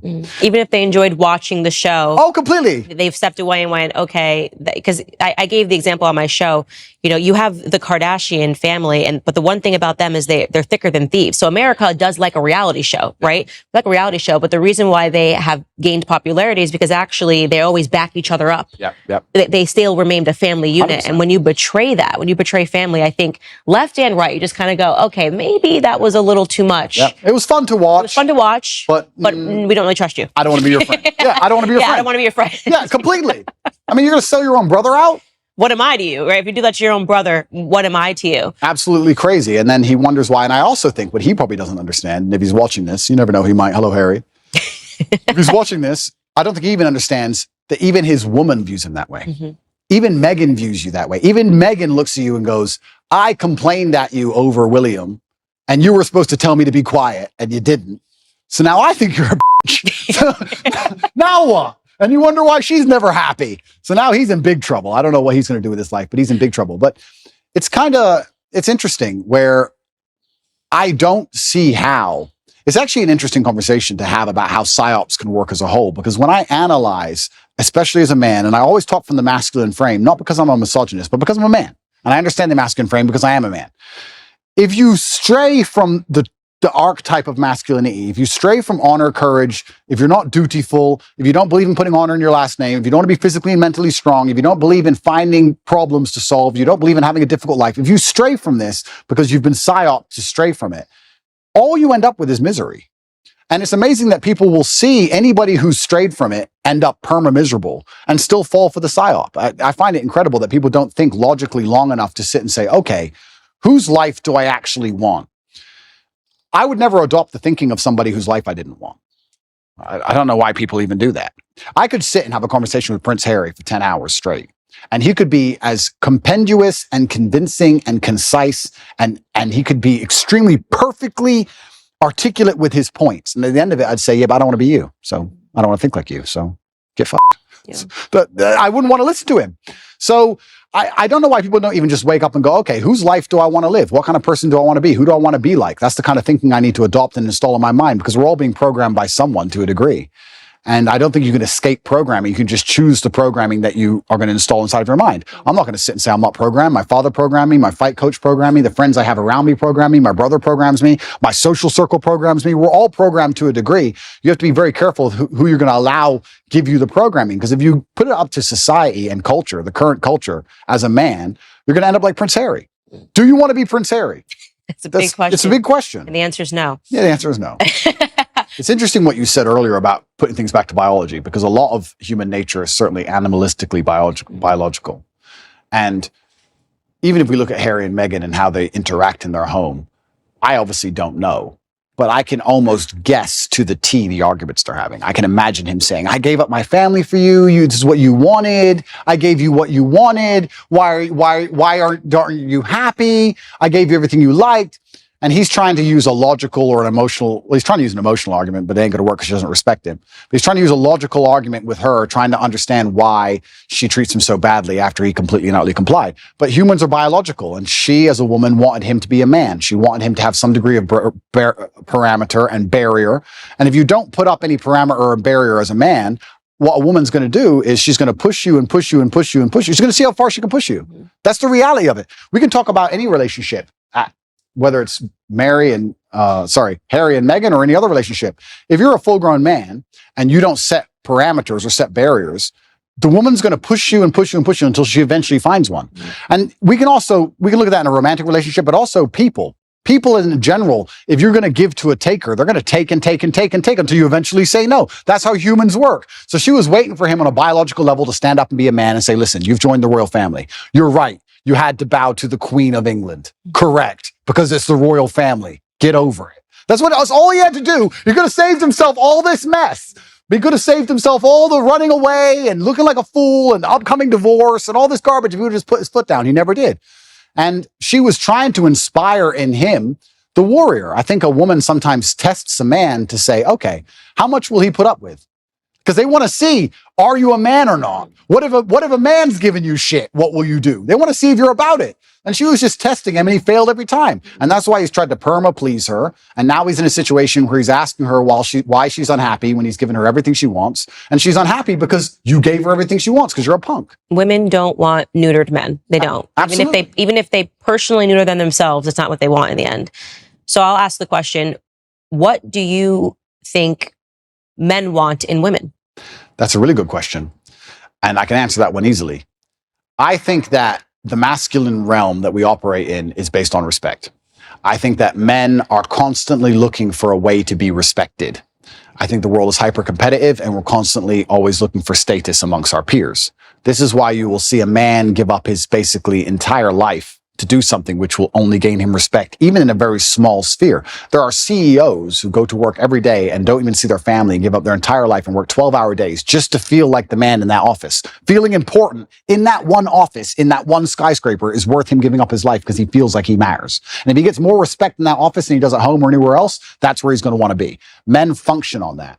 So if I had to build the ideal woman who could get any man on earth, what she would have to do is understand that I need to give my man as much status and as much respect as possible.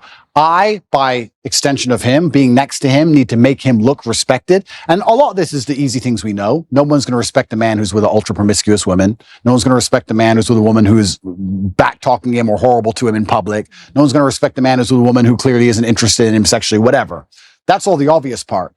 But the hidden actual message behind all of it is that men are constantly looking for status and respect, and a woman who makes her man feel respected, not only from her, but from his peers, is the kind of woman a man's never going to want to lose. Right. So if I had a woman and I came home with all 5 of my friends and she came in the house and said, came in the room, who's hungry? Anyone want any food? It's not about food. I'm the G now. I'm the big boss. My woman wants to feed all of us. Of the guys there, most of their chicks would never do that. That's respect. That's status for me. That elevates my status.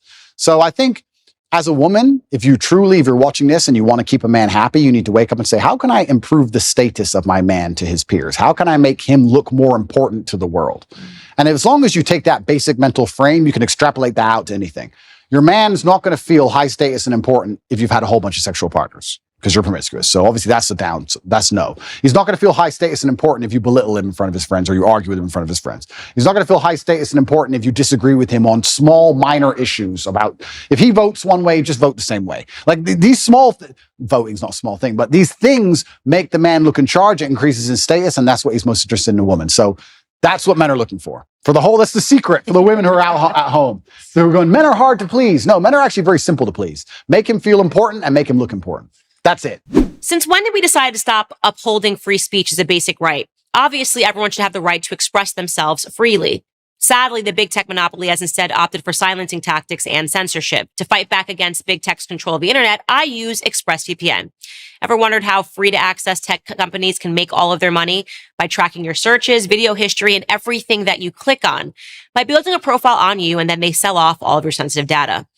When you use ExpressVPN app on your computer or your phone, you anonymize much of your online presence by hiding your IP address. That makes your activity more difficult to trace and sell to advertisers. Protect your data today at expressvpn.com/Candace. That's expressvpn.com/Candace to get 3 months free. Visit expressvpn.com/Candace to learn more. So both of us come from families. My parents are divorced. Your parents were divorced. Yep. I think your parents maybe lasted a little longer than my parents. Not totally positive. What was your mother like? I don't think I've learned anything about her. Yeah. So I had a fantastic mom. She did what a mother was supposed to do. I guess I was raised in a I call it hyper traditional. The modern world will call it misogynistic household. My father was in charge. It was his household. My mother was in charge of feeding us and clothing us and sending us to school, and she did a fantastic job.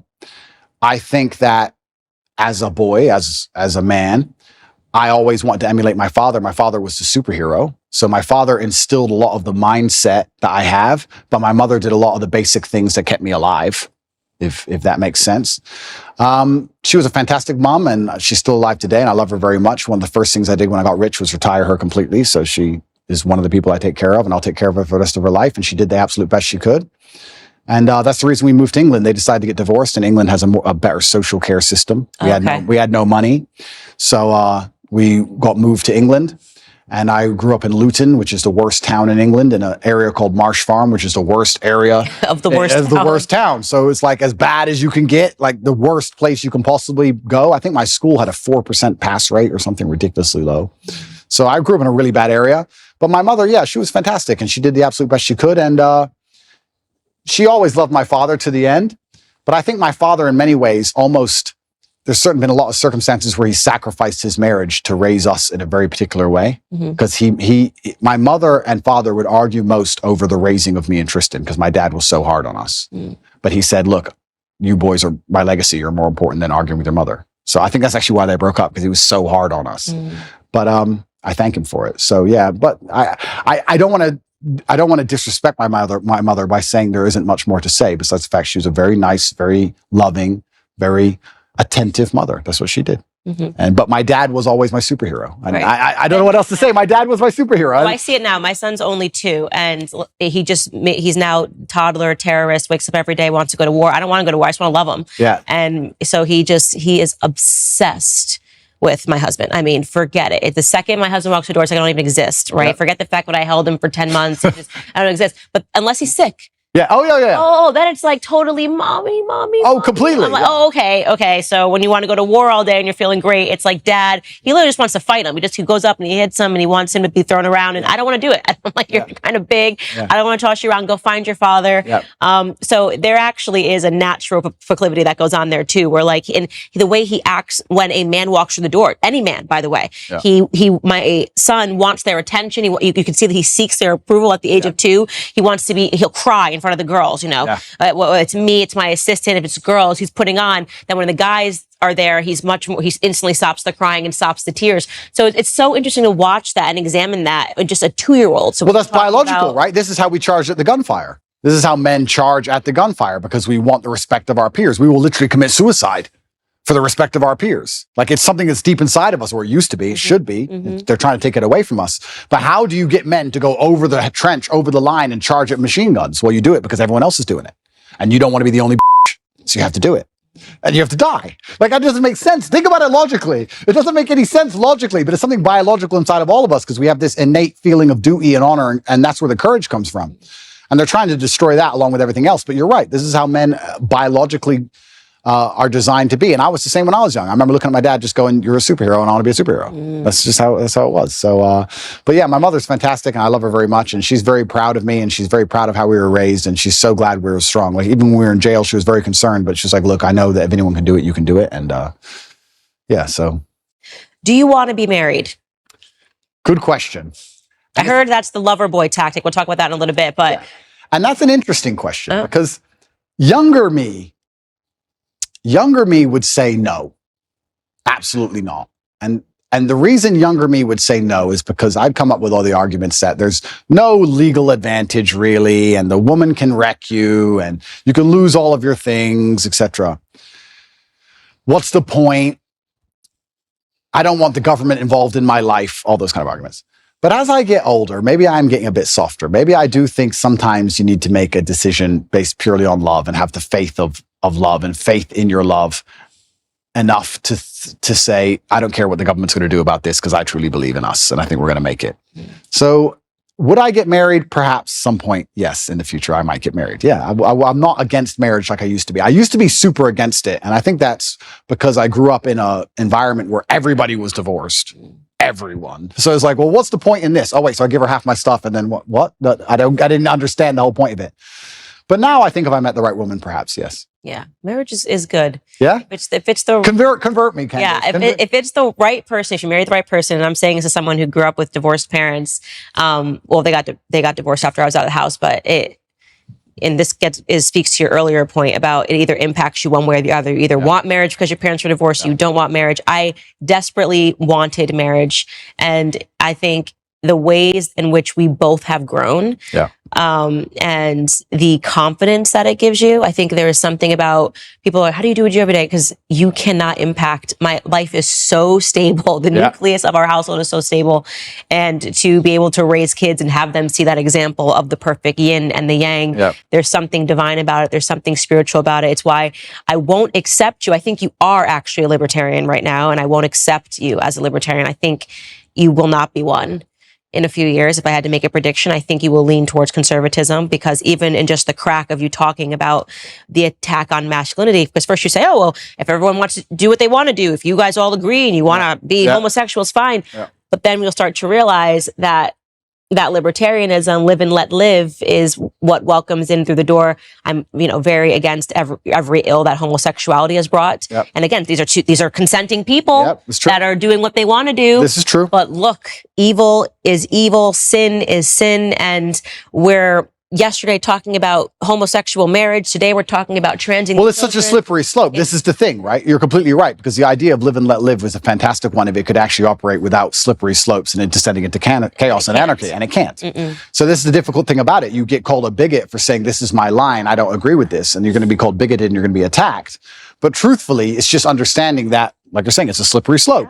And it's unfortunate. So what is the slope that we want then? Okay, then we should aspire towards heterosexual relationships. We should aspire towards marriage. We should, and this is the mold that I am selling all the time. Wouldn't have said this 10 years ago. I was probably more libertarian when I first got into politics, and what's the big deal if people want to do this to themselves? And then I realized, no, there is a reason. No, and you're completely right. And the reason I gave that example is because I'm currently in a legal jeopardy or a legal situation where people who have nothing to do with my life are trying to say that people were victims when they weren't, when everyone was consenting. And you're right. I agree with you there. I also think with the whole LGBT argument, it's interesting because I will be honest and say I do think there is a difference between G and T. I think they are different things. Of course. I think they're massively different things. However, you're right. It's a shame it's such a slippery slope where you can't just say to people, live and let live, because it's going to be hijacked and Trojan horsed. And they're going to Trojan horse it, and they're going to inject something in it that destroys the lives of every single person on the planet. And they're going to try and do it. So you have to draw a hard line. You have to be a bigot. You have to never give an inch, because if you give an inch, they take 10 miles. That's more than 10 miles. Look at where we're at. I mean,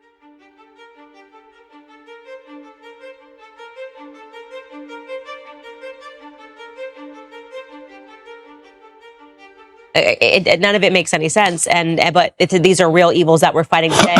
And I think it's because we haven't put those firm lines in the sand and said, no, actually, there is such a thing as right and wrong. Well, this is the thing I love about, and this is where religion comes in, right? Because I used to be an atheist. And then exactly what you just said about there's something divine about marriage, and exactly like you said, there's such a thing as sin.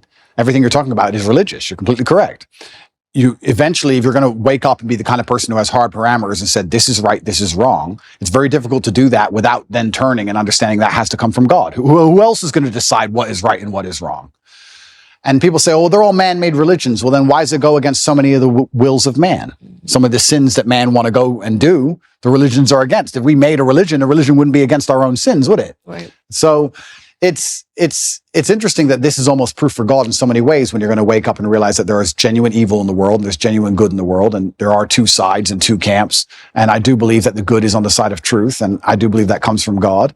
And there's many different ways to God. I think there is one God, and there's different religions, and I don't want to argue the differences between the religions, because I think we have a lot more in common than we have, especially in the fight against evil, than we have as differences.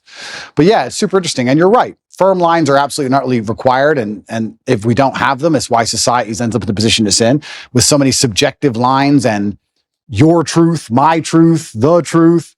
And you're completely correct. It's not very often I sit with somebody who I feel like says something and I feel corrected, but you're right. Live and let live is hijacked. Yeah. It's hijacked. And it's unfortunate that me as a person now, especially, and maybe this is more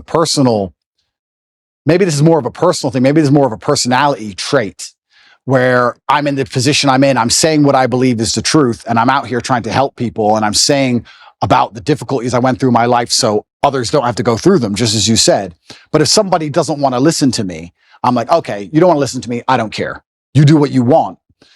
But that live and let live mind frame can be hijacked, because when I'm saying to people, okay, don't do what I want, or don't do what I believe to be good, don't do what God believes to be good, do what you want, I don't care. And then they get in a large enough group and they end up attacking morality. It redefines, normalcy. It redefines morality. And, I recently was sitting down having a conversation with a friend of mine, Brandon, and when I first got into politics, I wasn't so staunchly against homosexual marriage. I didn't speak out on certain things, abortion. And then I saw it firsthand. I just examined just the differences in my relationships with heterosexual couples and homosexual couples. And homosexual couples, I'm talking about two men. You don't realize that God designed a man to be with a woman because it prevents men from giving entirely into the worst components of who men are. Just having sex all the time. Yeah, right? You can't do that. If you're with a woman, okay, maybe it's menstruation, maybe it's pregnancy, maybe it's afterbirth, but there are these natural barriers that make it so that your relationship has to be about something else other than just sex. When I'm with my homosexual friends, they talk about sex. I don't think they realize that heterosexual couples don't just sit down for lunch and be like, we banged 20 times last night because we could. They think that that's normal. So then you talk about how that bleeds into pornography, that bleeds into wanting to talk about sexuality in the classroom, how that might bleed in to suddenly wanting to speak to children about sex and go, oh, this is all normal. It's actually not normal, but because it's normal in a homosexual relationship, you think that it's actually normal. Totally right. And so I have suddenly realized, and this is why I become so staunchly conservative, how it all bleeds into everything. And there is such a thing as objective rightness, and there is such a thing as objective wrongness. Completely correct. And I agree with absolutely everything you just said. So my question would be then, what do we do? Do we force everybody to be Christians, or force everybody to be religious, or how do we do it? Well, I think the first thing is having the courage to talk about it. And nobody even talks about these topics anymore because they just go, oh, they've won, so we need to let this go. And more you're seeing culturally, people are afraid of being canceled. I mean, what I just said to you is grounds for a cancellation. How dare you question this? How dare you? I even believe now, after seeing the ways in which society has made children believe that they're all trans. I went to university. I went to high school. I didn't graduate with a single trans person. Now you want me to believe 1 in 4 children suffers from identity issues? No, that's socialization. Completely. You place that on them. So is it such a far stretch to imagine that the same happened in the when homosexuality came to America, and then we popularized it and we put Ellen on TV and we gave Melissa Etheridge a platform, and suddenly pride parades were happening everywhere. Whereas you don't see this here. You don't see this here in Romania where we're sitting, because we haven't. This is the power of culture. This is the power of pop culture. When you make something, you have to go the other way. You need to normalize it. You need to say, actually, this is abnormal. Absolutely. And this is what normal is. And it's not both. So yeah, I've become very conservative in all of these perspectives. And you're completely correct. You nailed it. When I said, do we force everyone to be Christian? You nailed it by changing to the exact thing I was going to say. It's about culture. It's a cultural issue. And it's completely and utterly correct. And I think that's actually one of the reasons why. I mean, I don't state this with arrogance. I don't want people to understand. I'm not trying to be arrogant. I'm trying to make people understand the situation I'm in. I was the most Googled man on the planet at one point. So I had a massive impact on the culture, and it was dragging in the complete opposite direction that the culture wants to move in. I'm dragging men in the complete opposite direction that the Satanists and the people who want to turn us all into slaves want us to go in. So I think that anybody who sits at home and realizes that my legal troubles appearing basically directly after that is a coincidence, then you're awfully naive. So it's unfortunate also that the way the world works, at a certain level of influence and power, the justice system almost breaks down. We see that even in America and most other countries. It all just becomes a big game and a big show, and it's about power plays and a whole bunch of conversations behind the scenes. It's not about justice anymore. So it's very concerning, because you are right. We are in a culture war, and it's culture which is absolutely not really defining the direction in which we move. And this is one of the reasons why I reverted to Islam, because I feel like the Islamic culture is the strongest. You feel the culture. I was wondering, feel because it. you were Christian, and I definitely do not know enough about the Islamic faith to sit here and debate you on it. I'm never a person that will debate somebody on something that I'm not an expertise on. But I will say that I'm sad that you're not a Christian anymore, because I can sense, perhaps it's because you felt that Christians weren't doing a good job defending their beliefs. Yeah, I think that God should be feared. I believe that God should be feared. I fear God. It's one of the only things I fear. And I believe that also you see God to a degree, or you see religion, how you see yourself. And I see myself as a person of strong principles and strong morals. And I like to think of myself as the kind of person nobody really wants to cross, not because I'm a psycho, but because I'm a man of capability, and I'm smart and I'm strong, and nobody wants to make an enemy of me. So I feel like I find an affinity to a belief system which has very similar outlooks. And there's a whole bunch of other things I can say from the Quran and Islamic texts, etc. But to keep it very vague and very broad for people who are not Islamic, I felt God when I was in an Islamic country. If I went to an Islamic country, That's the problem. I The felt West- God. West is You don't Christian. feel any God. I think How is it a that's it. Christian country if Satanists are mocking Jesus on the streets? I understand what you're saying, and I was trying to gather in my head what pulled him away from Christianity, and I said it's probably the example.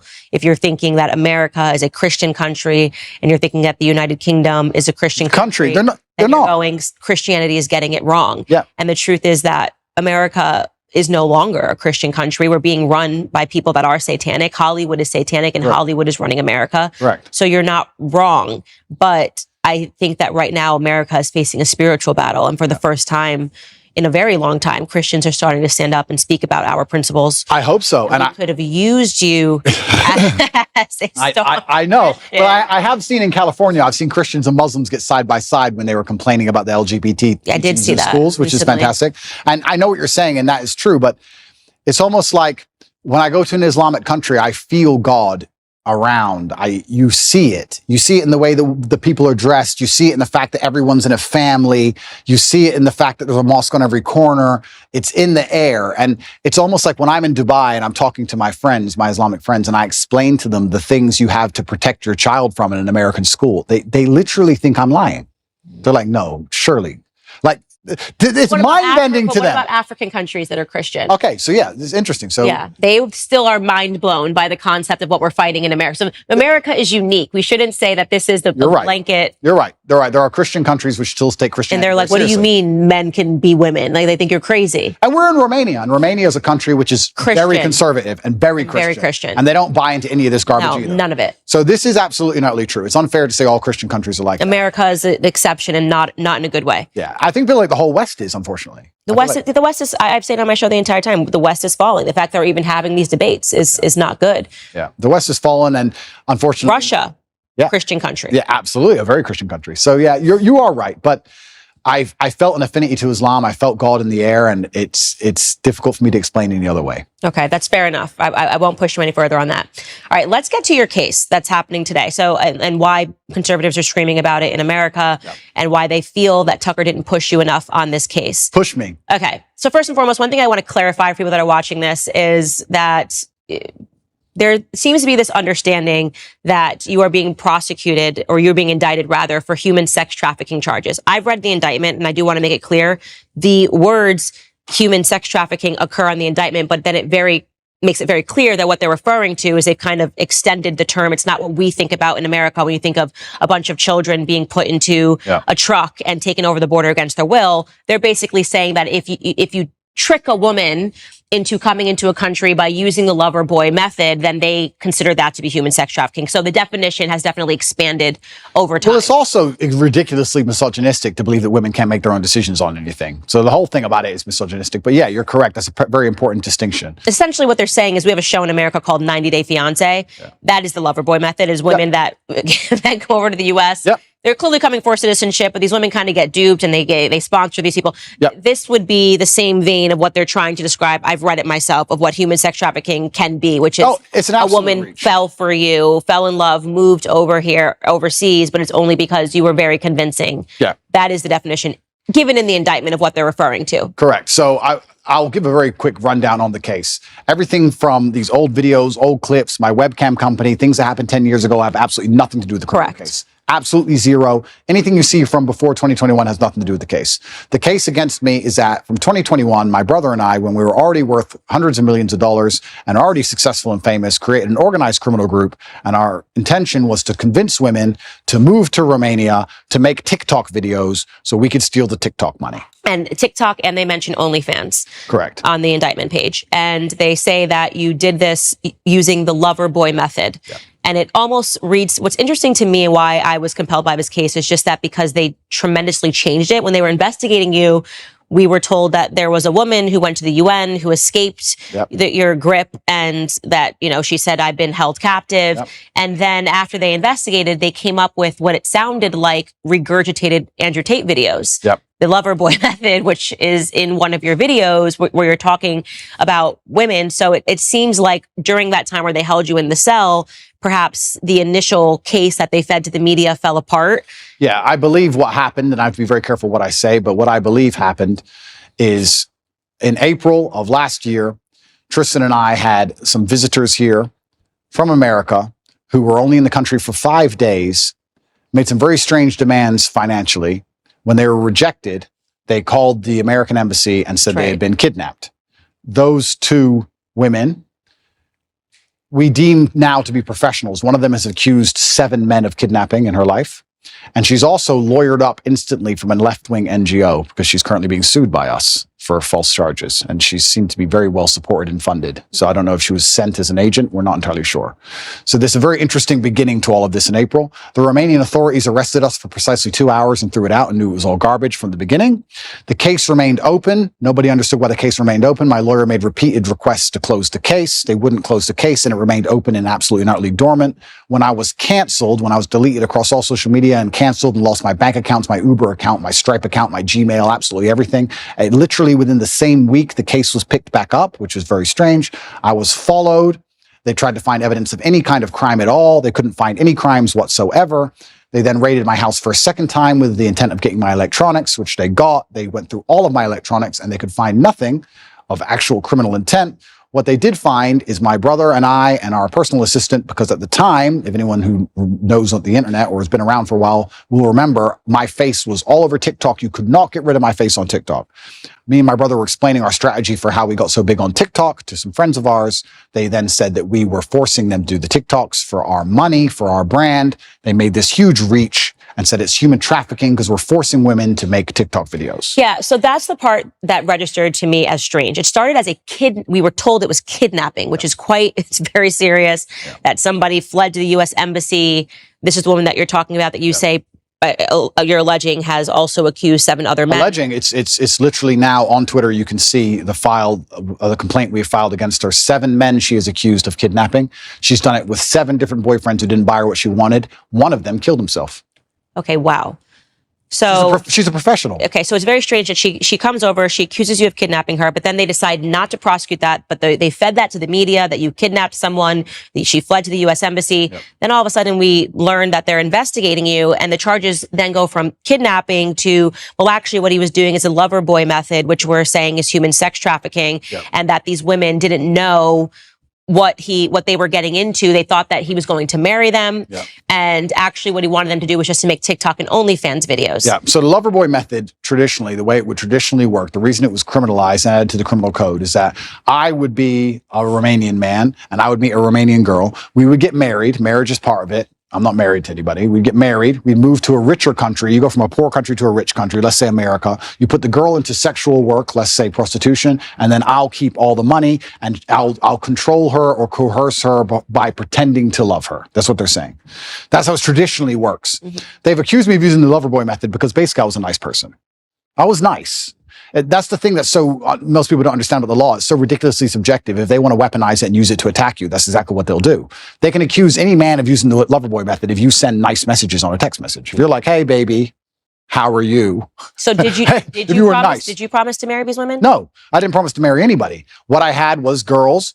The 2 girls who were in the criminal file asked me how to be famous on TikTok. I told them how to be famous on TikTok, and I spoke to them nicely the entire time. These 2 women have come out and made videos repeatedly saying, we're not victims of anything. I don't know if you've seen them. No. Okay, so just to back this up. The victims in the indictment. Correct. Have made videos saying we're not victims. Correct. I did not know that. It's all over Twitter. In fact, on I think it's my pinned tweet, you can see the criminal case against Andrew Tate. The 2 victims who the DCOT are accusing me of using the loverboy method on have made videos saying, he just told us how to do social media.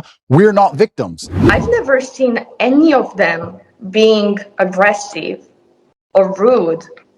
They've always respected people. Ai fost amenințată? Nu. N-am fost niciodată. Dacă eram amenințată, automat nu mai eram idiotă să stau în casa asta. Suntem prieteni buni de 2 ani de zile, cam așa, poți să mă treci pe mine ca și victimă dacă eu n-am spus că sunt o victimă. They gave this statement to the police. The police ignored it and said they're brainwashed. So they ignore it. So now we have a criminal case where we have girls who are saying they're not victims of anything. Me telling girls how to make money on TikTok, or not even how to make money, because no one makes money on TikTok, telling them how to get famous on TikTok, and them saying that I forced them for money, which doesn't exist. There's no money in the criminal file. There's no transactions. There's no financials, nothing.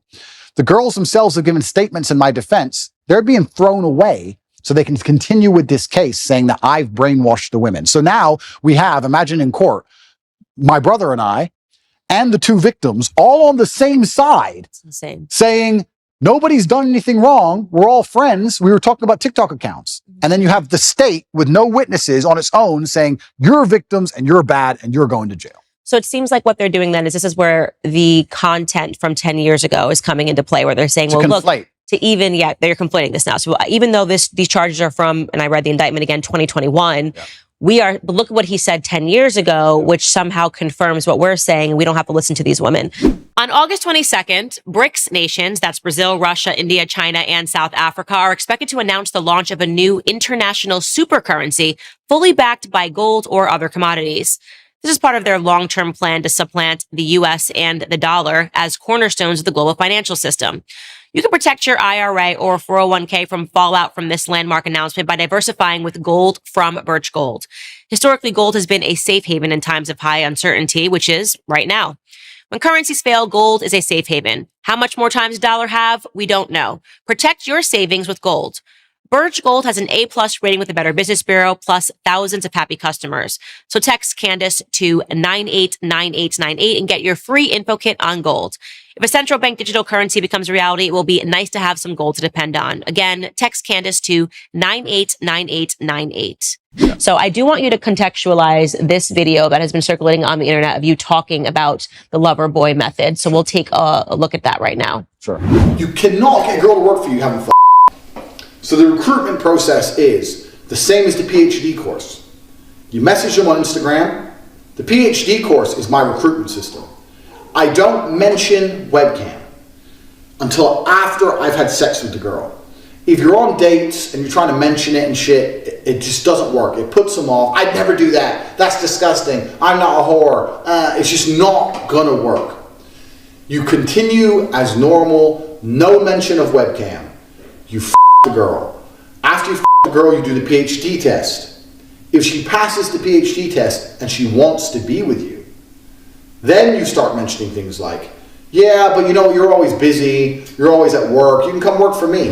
Okay, so first question, when was this video taken? Yeah, so this video is from 10 years ago, and this is me explaining how having a webcam company, it's actually a larger video as a whole. I'm explaining how having a webcam company can affect your relationships and how it affects your dating life. It also explains the fact that one of the girls I was dating at the time was working on webcam at the time. And it's explaining my general, overall, explains my life and how things are affected owning a pornography company, because obviously a lot of women will be put off by that. It doesn't explain, it doesn't say, I have to be very careful how I answer this question because I'm currently under an investigation, right? So I'd be very careful how I answer it. People are trying to chop it up and say that it says I am using the lover boy method to somehow convince women to do things they didn't want to do. This is obviously not the case, and none of this is in the case file for a reason because it doesn't exist and none of these women are upset. But this is simply me explaining, it's actually a dating course I made a long time ago, and I'm a little bit embarrassed about it, to be honest with you, because it was 10 years ago and I was talking about women and dating and things in a way that I wouldn't talk about them anymore. Right. So yeah, you look very young in the video. I'm super young, and I'm talking about, hey, when you sleep with this girl or you meet that girl or you meet this girl on Instagram, and I have a webcam company. I don't tell them I have a webcam company. And I just think all that's kind of crass and it's below me. Yeah. And I don't really like talking about it. And it's amazing how things change as you mature and you get older. But once again, I was a much younger man. I think if you were to take any 24-year-old and look at the stuff he puts on the internet, some of it's going to be stupid. And I think if you look at anybody who made things 10 years ago, some of it's going to be stupid. It's absolutely not criminal in any regard. There's nothing criminal about it. It has no bearing or any interest in the current case. But yeah, I was talking about how I don't mention I have a webcam business. The basic premise of the video was me explaining that I don't mention I have a webcam business ever, and that I'm Mr. Rich and I have this nice car and I go on dates with girls. And sometimes when I say I have a webcam business, some of them want money and they want to work for me. That's the basic premise of it. Right. I'm glad to hear that you're not proud of the video. And I think that that's one of those things where I say that people don't allow you to grow up from things that you've done or said in the past. And this is obviously when you were operating a webcam business, you're Completely. talking about. And that's the whole thing about the human experience. We're supposed to grow, right? And we're supposed to make mistakes and we're supposed to learn from them and we're supposed to evolve as people. And I'm certainly not proud of the video. When I say I'm not sorry for what I've done, I don't mean it in I would do the same things again. I don't mean it that way. I mean that at the time I was a lot less knowledgeable and I was younger and I made some mistakes. And just like I'm sure Jay-Z would never sell crack again. Right. Exactly the same reason I would never make a stupid video saying something so stupid again. I also could have never predicted the fact that I was going to become one of the most famous people on the planet. Right. I didn't see that coming. And if I did, I would have been a lot more careful with what I said and how I said it. And I do think that it's part of every person's journey to make some mistakes and learn from them and grow from them. And I kind of find it interesting that if I was a reformed drug addict, there'd be no problem. If I was a reformed murderer, there'd be no problem. If I was a mafia boss and I'd sit here and I'd killed 3 people and we were doing an interview and I was like, yeah, I used to kill people. I've done my time. I'm out of jail now. I get less flack than if I made a video talking about dating when I used to have a business that did webcam than I currently get, you know? So all I can do is understand that I was a younger man. I did the best I could at the time. And, I was trying my very best to survive in a very harsh world. And I understand now that a lot of the way I said things, I certainly shouldn't have said them that way, but none of it is criminal. Right. And it, again, has no bearing on your case today, but I want There's literally no bearing. And it's conflation. It's being circulated without, like, people think that video was shot last week. Correct. And that's what's so good, because it's good to mention that, because people are trying to conflate them. Because in the current case against me, there's no case. Mm-hmm. Everybody understands there's no case. We're now in a situation where if the legal system's completely fair, then the case is over. So what they're trying to do is they're going to conflate with old videos of mine and they're going to try and muddy the waters and gaslight. And I will say that I am unhappy those videos exist, and I will say I wish I never made them, but I won't say that I'm sorry, because at the time I did the best I knew how to do. And I think that's important for the young kids that are following you, especially the young men, to know. Like I say, I always hope that I talk about the mistakes that I made, and I probably wouldn't even categorize them as mistakes. It's just things that I did. And if I could go back, of course I wouldn't do it. Hindsight's 2020, but it's important for them to hear that. You know, I'm not proud of that. Obviously, I'm not proud of it. And that's why I never push them to the world. And that's why I never, propagate them in any way. Unfortunately, there's a weaponized attack against me where they still exist. And that's why I do so good to talk against them. I think that if you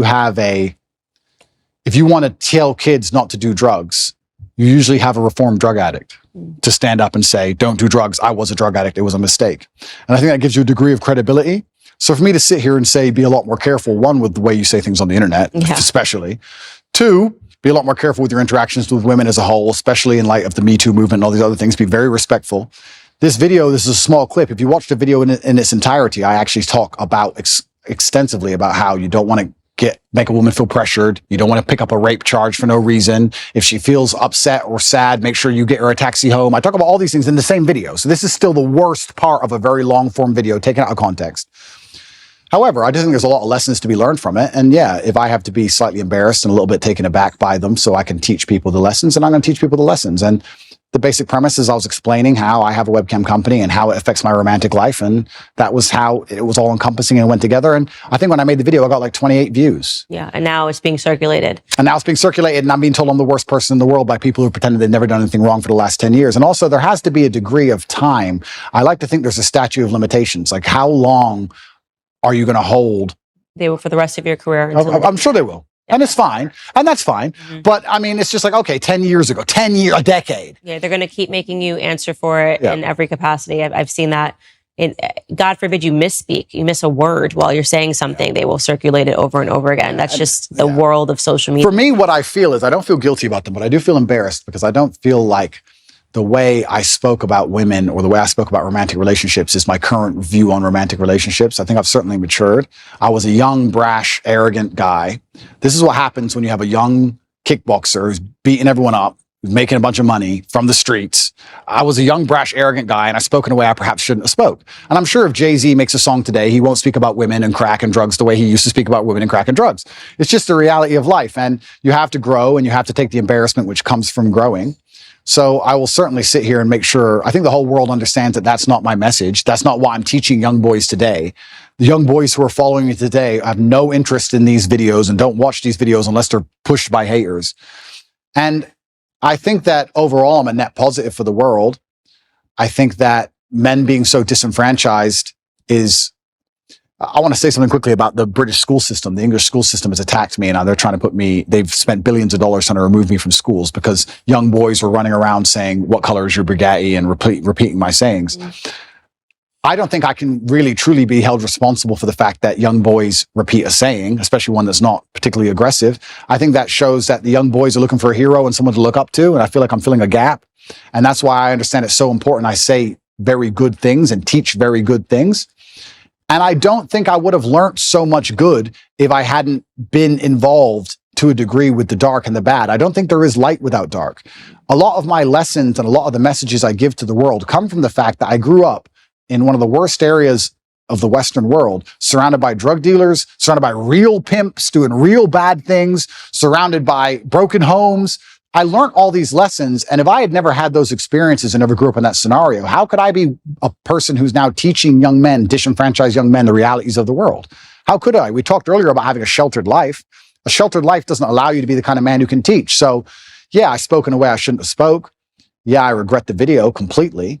Have I ever hurt anybody? No. Has any of the girls who are being mentioned in that video come forward with anything other than defense of me? No. Nobody was actually hurt.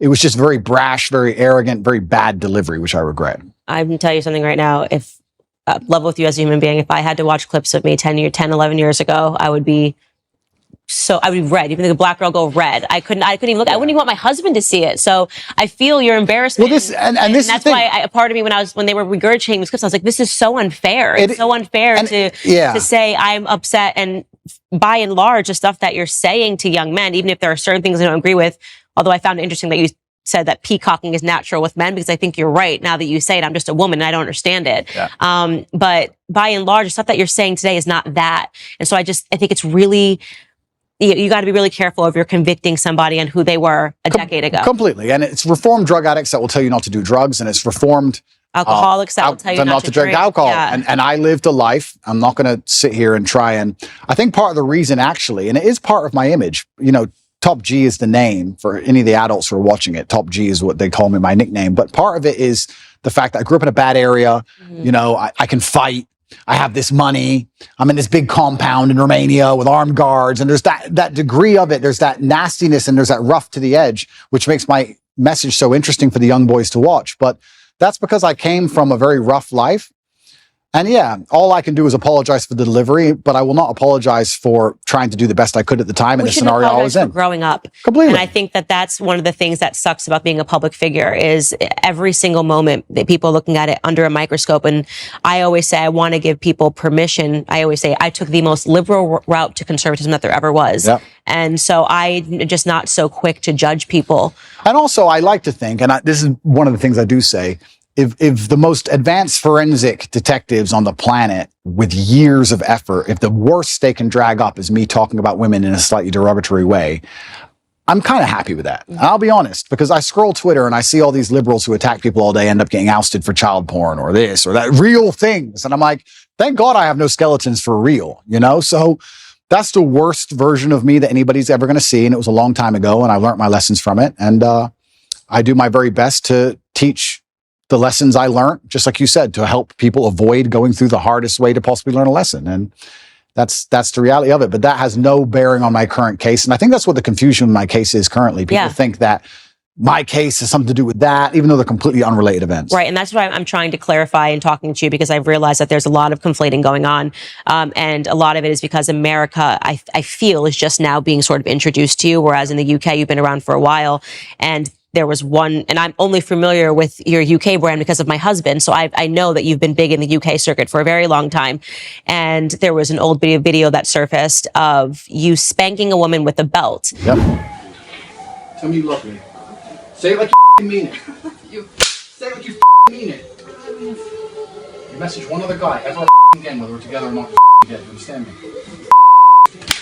This obviously has made it through the UK media for years. And I know what that is based on my understanding of what happened with Big Brother when you were on Big Brother. But Americans are just seeing this video in a long montage of awful Andrew Tate videos. So I want you to explain to them what that was. Sure. And again, this is another example of when the woman has already spoken out and clarified that this was not her being abused, but Absolutely. Yeah. The woman's already come forward instantly after the video. She came forward and made a video and said, look, this is between me and Andrew, and he never hurt me, and I love him very much. And this is something that personal that happened in the bedroom. Hello everyone. I just wanted to say something about the video that's been released recently about me and my ex-boyfriend, Andrew Tate. Andrew is my still great friend. What you guys saw in the video, it's just what we used to do. It was just pure game. He's a great guy. He would never hurt anyone. Unless he's fighting.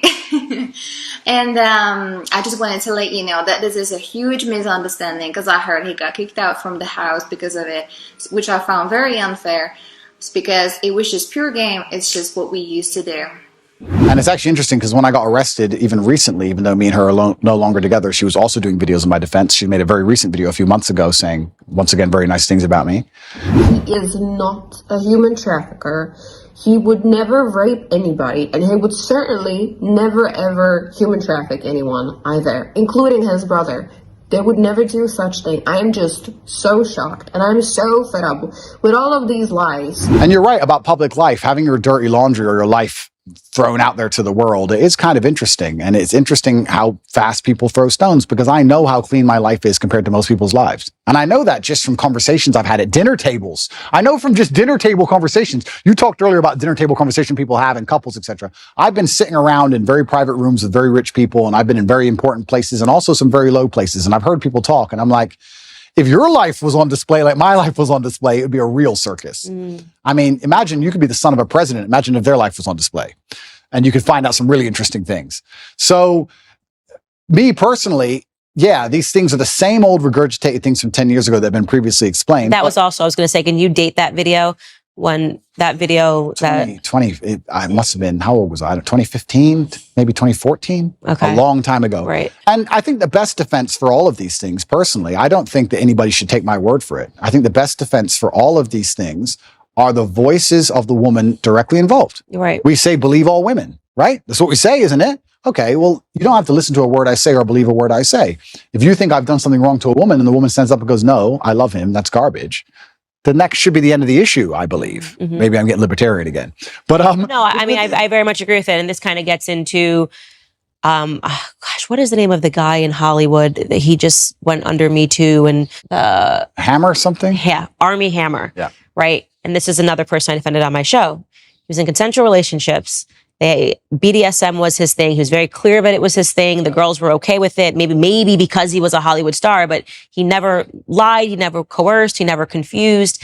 And then suddenly one of these women decides to speak out against him. Now they've just cleared him of all charges. And I sort of have the perspective that if they were doing this in a consensual relationship, irrespective of how I might examine it and say, I would never do this in a consensual relationship, you can't then turn him into a rapist. Well, this is the thing. I don't think many people understand, especially the men who are vilifying me and attacking me and anyone who's upset by me, understand that first they come for me and then they're going to come for you. They come for any man that they don't like. And the way they do it is this is the weapon. They sit and go, okay, let's take some kind of sexual crime because it's heinous and it damages their name. And then because it's subjective, right? You say rape, you're right. Rape traditionally was grab a woman off the street and hurt her. Well, he didn't do that, but he did have a consensual relationship for years. And then now his girlfriend can be convinced to turn on him for a paycheck because the media will hype her up, make her famous, and pay her a wage. Now he's a rapist. Or even by more crazy extension, let's look at the Loverboy method. We have a man here who has spoken to a woman in a very nice, polite, kind way, has never even had a BDSM relationship with her, hasn't hurt her, hasn't hit her, only spoke to her nicely. She is saying he is nice. She is saying he did nothing. Okay, she's brainwashed and he used Loverboy. You can't even be nice anymore. You can't even be, if the government want to put you in jail for sexual crime, you can be a man with a woman, speak to her with absolute respect. She can love you with all her heart and say he has never hurt me, and you are still a criminal. Right.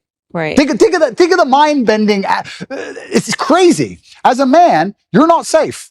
You're not safe. If they want to get you, they're going to get you, and they're going to use this avenue because this is the most heinous possible crime you can be accused of. The process itself is the punishment. Let's look at what's happened to me.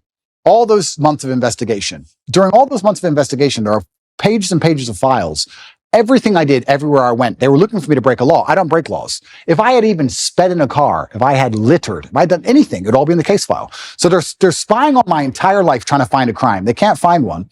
Then they go through my entire personal life, which is now all over the internet, leak it all over the internet. So you go through the embarrassment. Then they seize all your money. $15 million have taken of my money. Then I went to jail for 3 months. Now I'm on house arrest. By the time I'm found innocent, I've been punished. The process is the punishment. The process is the embarrassment. The process is teaching you a lesson.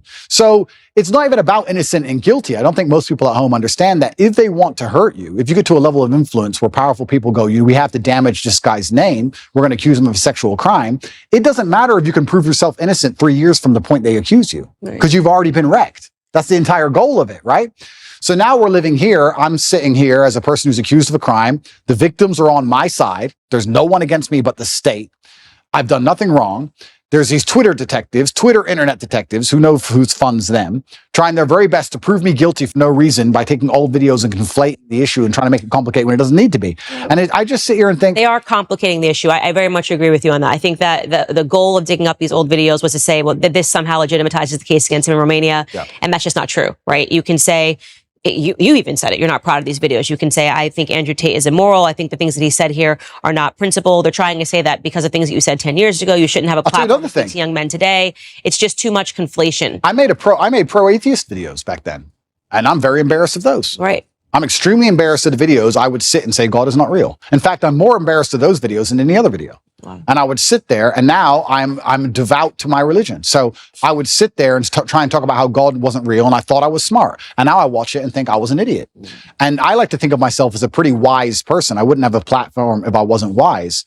And I'm 36 years old. But at 25, I was a dummy. And I think that any 36-year-old, if you were to ask him, were you a dummy at 25? I feel like young men especially take a little longer to completely. You're full of testosterone. I was making money. I had a Lambo. I was fighting. I was beating everyone to pieces. I had a few hot girlfriends. I thought I was Mr. Hotshot. Yeah. Like, is that the worst thing in the world? Like, who isn't? Right? So, yeah, it's very interesting that they're going to attack me with these forever, and that's fine. I do believe, however, that Allah is the best of planners. And I am, in many ways, I wouldn't say happy, but I feel like this whole criminal investigation is going to be a fantastic end to all of this once I'm found innocent. Right. I believe. And I do believe I'll be found innocent. I've seen all of the case against me, and there is no case. And it's very difficult to put somebody in jail when there's nobody saying he did anything wrong. For people at home who are confused about my criminal case, just so they understand, I'll explain it one more time. 2 girls in April who visited Romania for 5 days, wanted money for shopping, didn't get it, accused us of kidnapping them. These are girls who have accused 7 other men of kidnapping/human trafficking. Romanian authorities turn up and within an hour said they weren't kidnapped, this is stupid, and threw it away. Then they picked up this case for some reason, by some recommendation, later on down the line, come up with this whole lover boy garbage. The 2 girls, there's 4 girls in the case. 2 of the girls who were accused of, who I've supposedly lover boyed, are on my side. We have the 2 initial girls who said that they were kidnapped, who are on CCTV walking in and out the house as much as they want, and she's accused 7 other men of kidnapping. That's the case against me. So I have enough faith in justice that it's all going to be put away pretty quickly. But yeah, I wish those old videos didn't exist, but much more than those, I'm far more embarrassed about old videos I made that were anti-God. I feel genuinely bad about those, much worse than that. So it's just, but that's not what you're selling to kids today. Absolutely not. I'm doing the absolute opposite. Right. I'm trying to push children towards religion. Right. I'm trying to push kids towards God. And it's amazing that I'm being attacked with these videos and I'm embarrassed by them. That's fine. But I'm glad my atheistic videos didn't appear. I'd be far more embarrassed. I'd feel genuinely shameful to watch those. But, you know, we're human and we make mistakes and all we can do is grow, like you said. Yeah. Trust me, I went through the conservative ringer too. Suddenly. What did they hit you with? All sorts of things. I mean, they hit me with an old anti-bullying company that I was trying to put together based on something that I lived through when I was in high school. And they tried to say essentially that I was trying to dox people. I still have to answer for a splash page for an anti-bullying company that I tried to create with the most goodness in my heart. And they still throw it at me. She's a fraud. This is not what she actually thinks. I mean, I have to answer the conspiracy. Some things are even crazy. That George's father is somehow related to the Rothschild. And I mean, it gets crazy. And the bigger your platform becomes, the more they dig into your history and they'll dig into ex-boyfriends. I mean, it never goes away. But I I'm hardened to the process. I am who I am. I'm proud. I actually am proud of a lot of the things that I lived through, a lot of the mistakes that I've made, because it made me who I am today. It's interesting you say hardened to the process, because I think I am too. Because when I watch old content of mine or things I wish I didn't do or say, I will feel guilty or I'll feel shameful or I'll feel embarrassment because of me. I don't care what people think. I don't care if some conservative wants to watch a video and make a video. I don't care. It's about me and my own personal morals and my own personal morality and how it's evolved and how I feel about things I've done. It's all about me. It's internalized. I don't care what these people say externally, because I know that nobody is perfect. And I also stick by this, and I've said it many times, but I know it absolutely not to be true.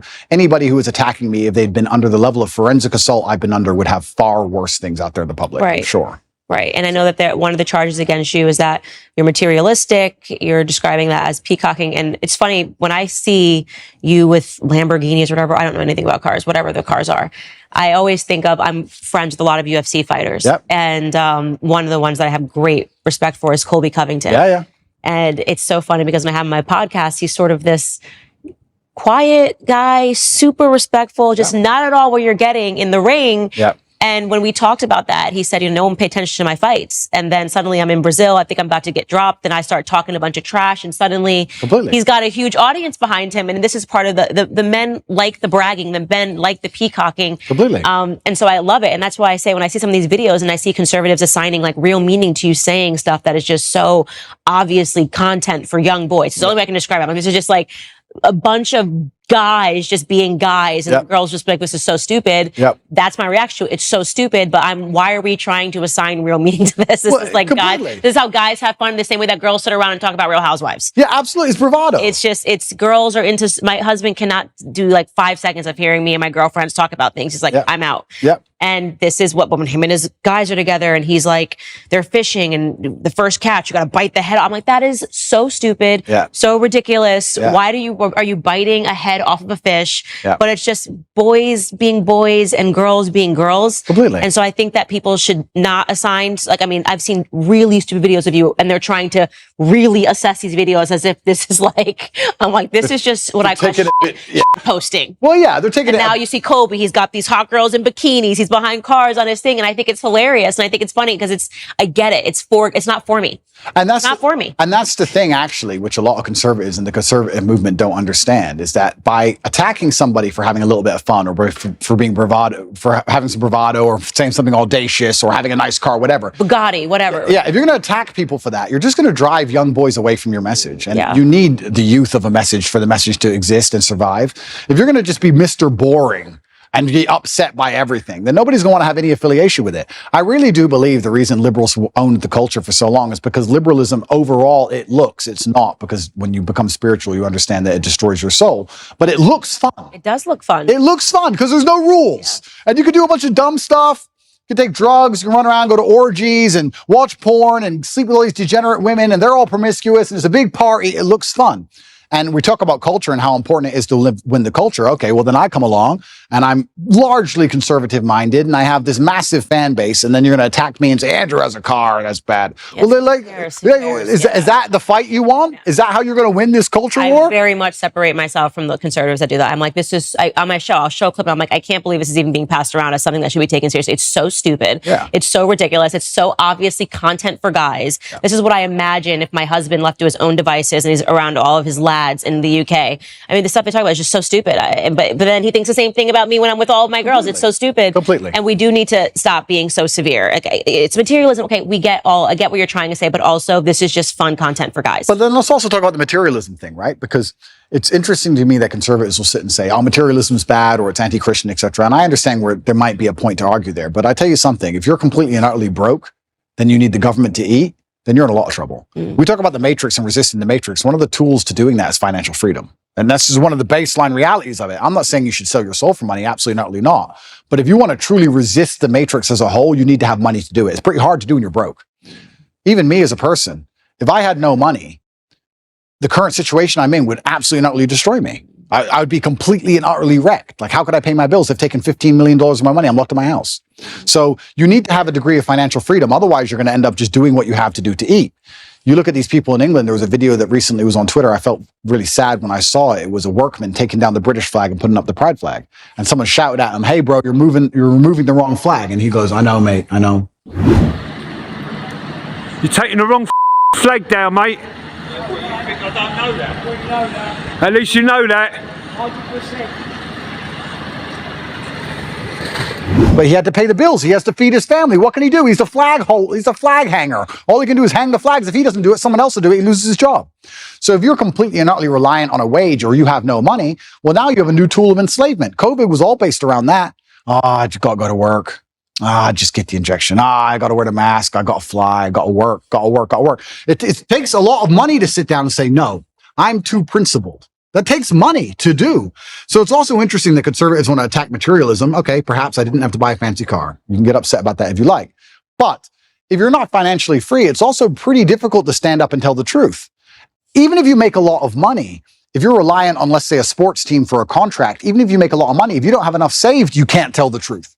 Even if you're rich, they're all still complying and bending because they have a contract they're adhering to. It's difficult. So I don't think that if you had somebody who was trying to inspire the masculine youth of tomorrow to resist the slave mind, teaching them to be financially free would be a bad thing. I think it would actually be a good thing. I think men need it because they view it as aspirational and no one escapes it. I would definitely not describe my husband as materialistic at all. He likes cars. There's just something about cars that men like. Absolutely. My son, truck, car. It's psychotic. I mean, it's such a boy. Every time he sees a car, any car that looks cool, he's 2. Yeah. He's 2. So there is something ingrained in men that his first word was truck. You know, every time a garbage truck goes by anything, he's just like a school bus.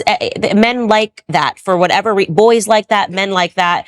I don't think we need to overthink it. Yeah, absolutely. It's aspirational, but also if we're going to actually look at the meta point, I believe that teaching financial freedom, I think teaching financial freedom is one of the very important ways you teach people to resist the slave mind. I don't think you can resist the slave mind if you're completely and utterly broke on welfare or living paycheck to paycheck for a large corp, which is insistent on trying to install the slave programming inside of your head. I think it's very, very difficult. I actually think financial freedom is a key component to it.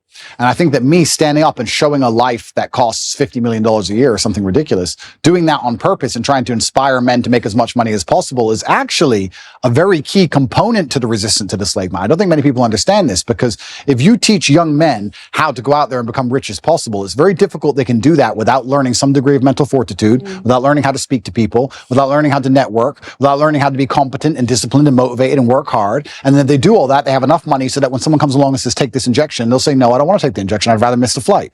So there is a key component of resistance which actually involves materialism.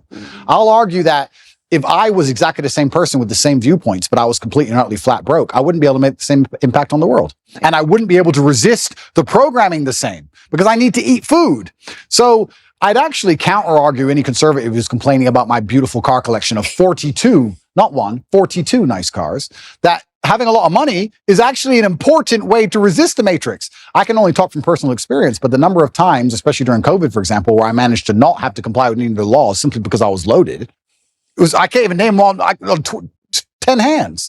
So materialism is important. I think we should be teaching, especially the young boys, especially people who understand, who want to live in a very rational world, who want to live in a world which is based on common sense and dignity and honor and respect and all the things we're trying to teach through conservatism, is that if they don't have a degree of financial stability or financial independence, they're going to end up getting wrecked anyway. They're going to work for Woke Corp.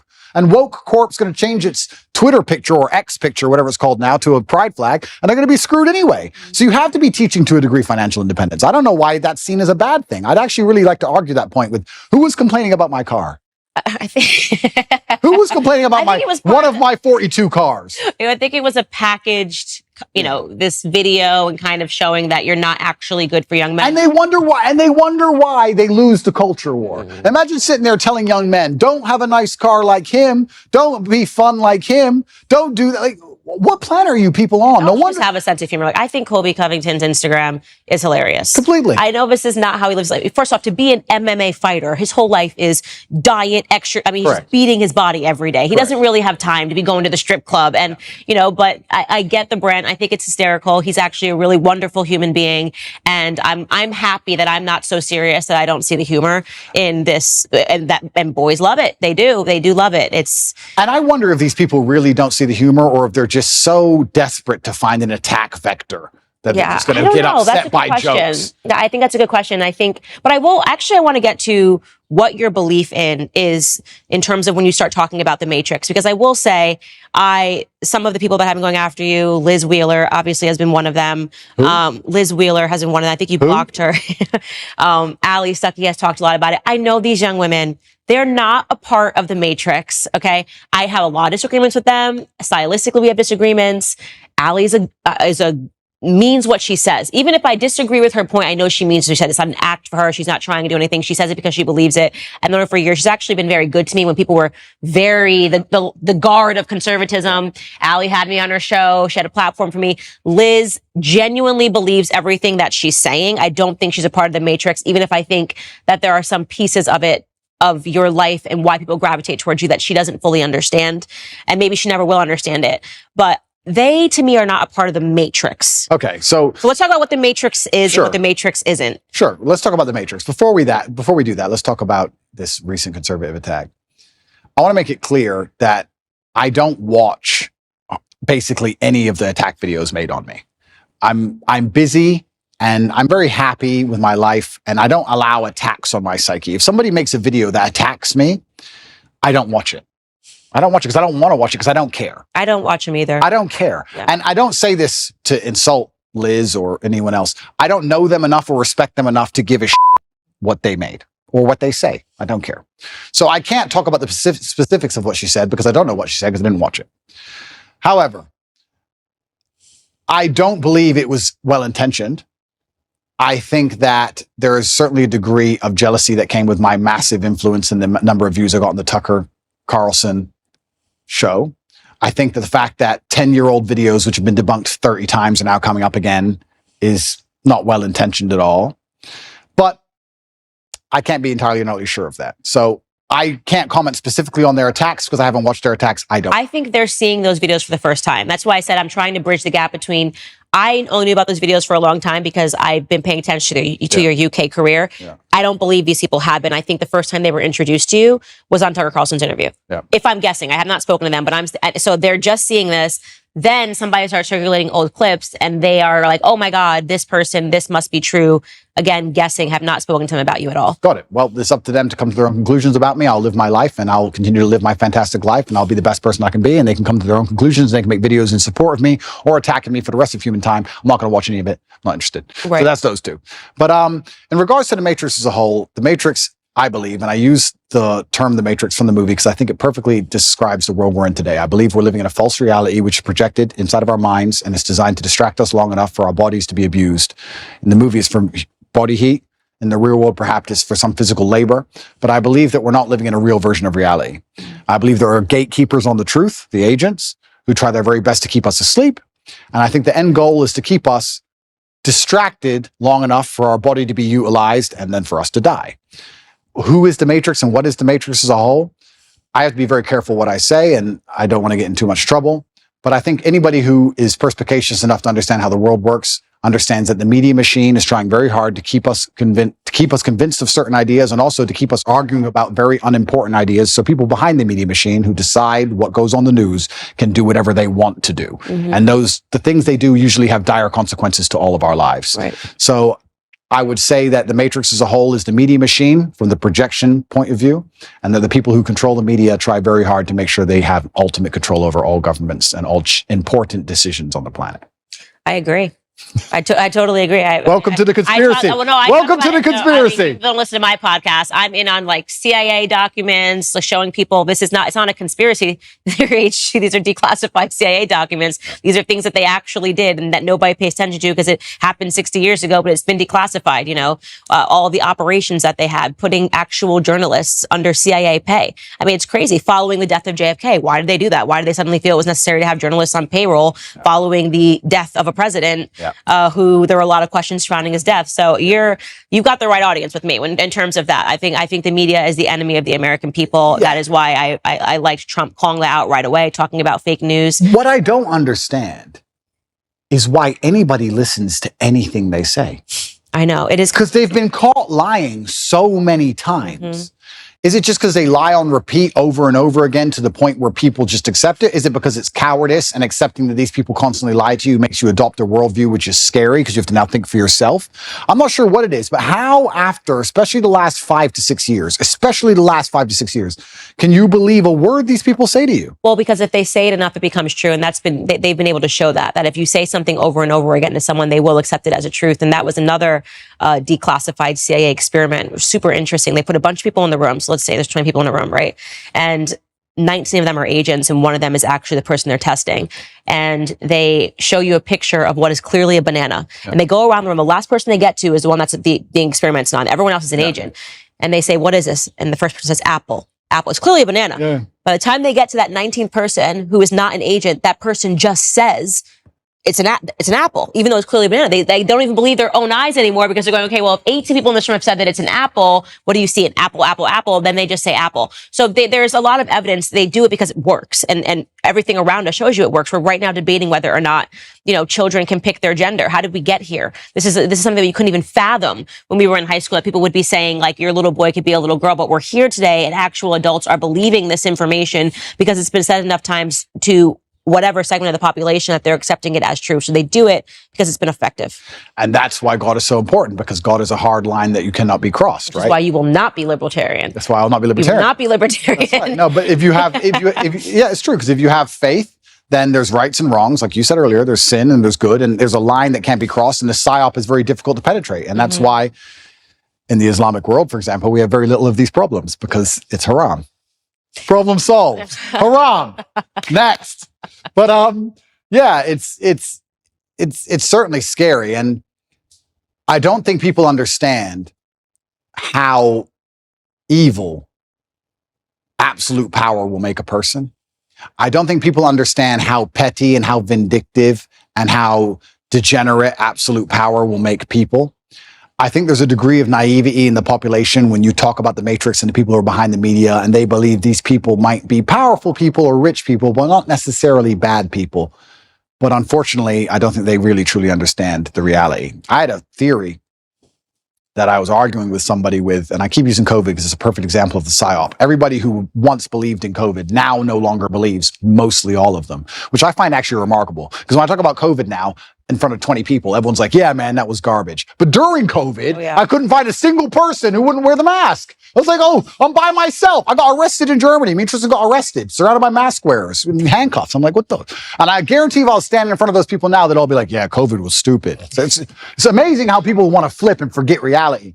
So I use COVID because people were fully psyoped and now they're not psyoped. And I'm trying to wake you people up to understand something about how garbage it all is. I'm trying my very best to make people understand that the people who make the news have no interest in you being informed. Why would they make the news and broadcast it to you everywhere for you, little Mr. Nobody, to understand how the world works? Why would they care about you knowing anything that's important ever? You're not a slave if you're knowledgeable. And that's why I always say, go back to when we had physical slavery in America. A requirement to maintain that was ensuring that slaves didn't learn how to read. That was part of the slave code. They weren't allowed to learn how to read. If you were caught teaching a slave how to read, you too, as a master, would fall victim, right? And that it was so important for them because they know that an educated mind can't be enslaved. Absolutely. So the goal of the mainstream media is to keep people stupid. And it is why I think that despite the fact that you admittedly say that you are not a conservative, and despite the fact that I don't think you're overtly political, none of that really matters. I think what matters now is what you will do with the platform that you have, Completely. what impact you will have. Completely. And inspiring people to free think and to not believe all the slave programming which is told to them, and to not just follow lockstep with the lies that are given to them, I think in and of itself makes you a conservative, and to a degree makes you political. Unfortunately, now that's how the divide exists. If you're teaching people to think for themselves and be strong people of agency and self-respect, then you're going to be on one side of the political spectrum. And if you're teaching people to be the absolute opposite, you're going to be on the other side. And by extension, I guess I am political and I am conservative, just because I'm telling men to stand up and to be strong and to think for themselves. And that makes you resist the slave programming. And I like to believe that the conservatives themselves have resisted slave programming the most.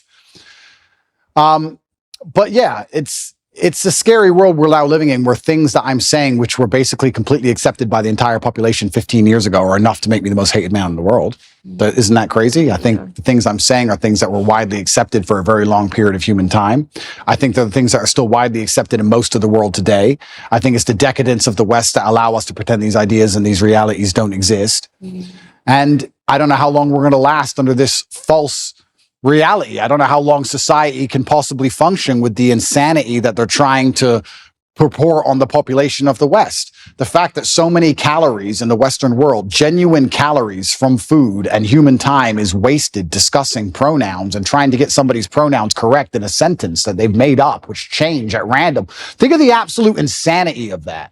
And how long can a society actually function with that degree of decadence and absolute asinine behavior? I don't know how long it can even function anymore. I think the West is in a lot of trouble. And it's almost like, especially certain talking points, and I find myself guilty of it as well. We talk about certain talking points which are pushed to the front. And I kind of feel like they are a mass distraction. They have to be, because they're so ridiculous.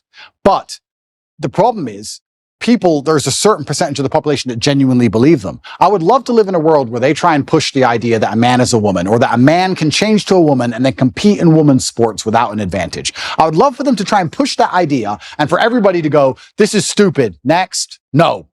But because some people believe, we have to now waste our time discussing and debunking the most obvious, hello, water is wet. We have to sit here and talk about the sky being blue for days and weeks and years almost at a time. Talk about the ultimate distraction tool by the Matrix, for them to sit there and go, you know what? Let's come up with some absolute garbage and let's throw it to the front, and the smart people will fight against it, but enough dummies will disagree with it, and that will keep them distracted while we do something that matters. And I even find myself falling victim to it, because it's so necessary, because a certain subsect of the population is so dumb that they believe it. If people were all just a little bit less receptive to the slave programming, everyone would stand up and say, no, you're going to try harder than that next. And we could discuss something that actually matters. And this is the point I was going to say earlier about COVID.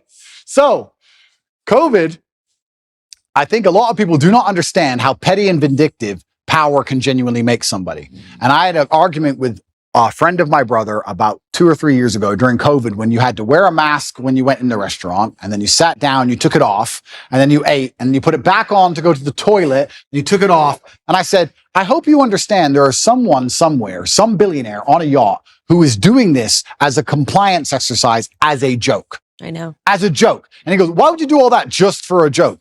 Because if you're in charge of the entire world and you have unlimited money, what's going to make you happy? A Ferrari? You've had Ferraris your whole life. Boring. All that you care about is power, compliance. It's all funny to you. It's vindictive. It's petty. Why not? You're in charge. For the same reason, if you're in charge of a big company, you're like, I want you all in at 8:45 tomorrow. Why not? It's a power play. Ego, status, respect, all the things we were talking about earlier. These people are born into massive influence. Money doesn't make them feel powerful. They've never worked for anything in their lives. Now they have a little bit of control over you. They're going to make you do some dumb so they can laugh at you. I'm telling you, it was a joke. I say the same thing. I'm like, there's no way they're not just playing like Simon Says to see if they can actually make people abide by these things, and people keep actually abiding by them. There's no way that they're not sitting back laughing. It's a joke. They must be laughing, because it's so preposterous. And people don't understand that there are people in the world who have power, who are literally vindictive enough to just mess with the entire populace for a joke. Mm-hmm. And I don't think people understand, when you look at the Matrix as a whole, and you talk about the media machine and how it's trying to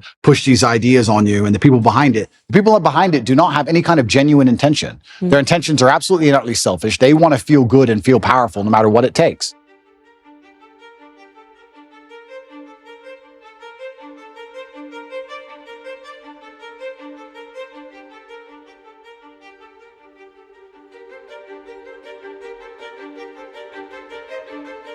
kind of evil and scary that these people have a worldview which is so logically flawed, is so devoid of genuine rationale that they have to go to the most susceptible subsect of the population to inject it. Which is why you should get married, because the guard against that is strong families. Is it? It is a nuclear family. It is a mom and a dad sitting around the dinner table saying, what did you learn at school today? It's mom guarding at home, going through their homework and seeing what they're learning and saying absolutely not. And it's dad going to work, building, and that nuclear family is the only guard against handing over your children to the government, which is why in the next 5 years, I just think you should get married. The only guard except Islam. Well, no. I don't have to worry about my children's homework. Thank you very much. It's all handled by God. And it's interesting you said that, though. It is a good point. And I think Matt Walsh actually said something about me having, I have children from a few different women. I don't like to give details on it. But so does Elon Musk. And I do think, although this may be elitist, I will state here that at a certain level of finance, it's not the same crime as it would be if I was a traditionally financed individual. I can afford 2 or 3 families, and I can afford to see them all, and I can afford to go to 3 countries in a single day on my jet if I need to. And I'm a very good father to all my children. I love them very much. And you're right. I completely agree with you. The nuclear family is the answer. My solution is not the solution for everyone, but the nuclear family is the answer. I agree with you. But Islam is also an answer. Well, I don't know enough about the Islamic faith to be able to counter you on that point, but I do think that having all your children around the dinner table, brother, sister, rivalry, this is beautiful. It's beautiful. Of course. I want that for you. Of course. It's beautiful as well. The Candace Owens podcast is supported by Grand Canyon University, an affordable private Christian university with a vibrant campus in beautiful Phoenix, Arizona, that's ranked top 20 in the country according to niche.com.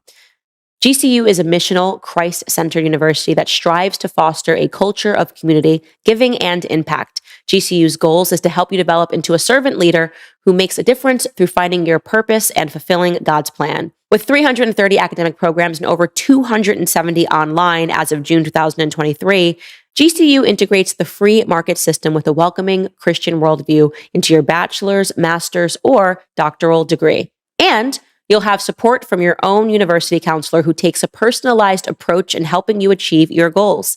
So find your purpose at Grand Canyon University. Private, Christian, affordable. Visit gcu.edu. Okay. But, sorry, I'm not, I have to, we talk about Darwinism. I'll ask you another question because I'm very interested. Do you think abortion is Darwinism?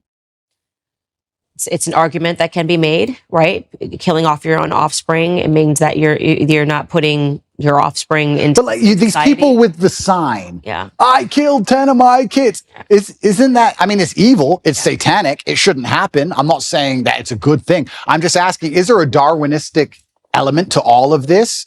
That when I look at that the earth will be populated with conservatives because their ideas. I mean, my husband always says the left is a death cult. If you look at all of their ideas, they lead to death, right? You can't procreate. You're killing off your own offspring. Every single one of their ideas leads to death and destruction. It's unbelievable. Yep. So in the end, you'd have to have the perspective that conservatives win naturally because we're talking about if we own the culture. Yeah.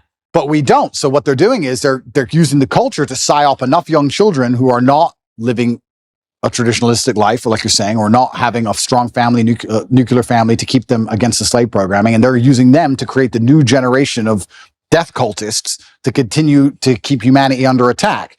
But I don't know. I really struggle. As a person, I try my very best to, my father had a saying, which I use, I allow manipulation to find out where my enemy wants me to go, and then I use my mind to break the trap and punish the perpetrator. And the reason he said that was because if you don't allow them to manipulate you, you don't know exactly where they want you to go. If they try to manipulate you and you absolutely not resist, you might end up taking another path towards the same destination. So you should allow them to manipulate you. Watch the slave programming, watch the propaganda, watch all of it, find out what you want, then what they want you to believe, and then you can use your mind to instantly break the trap.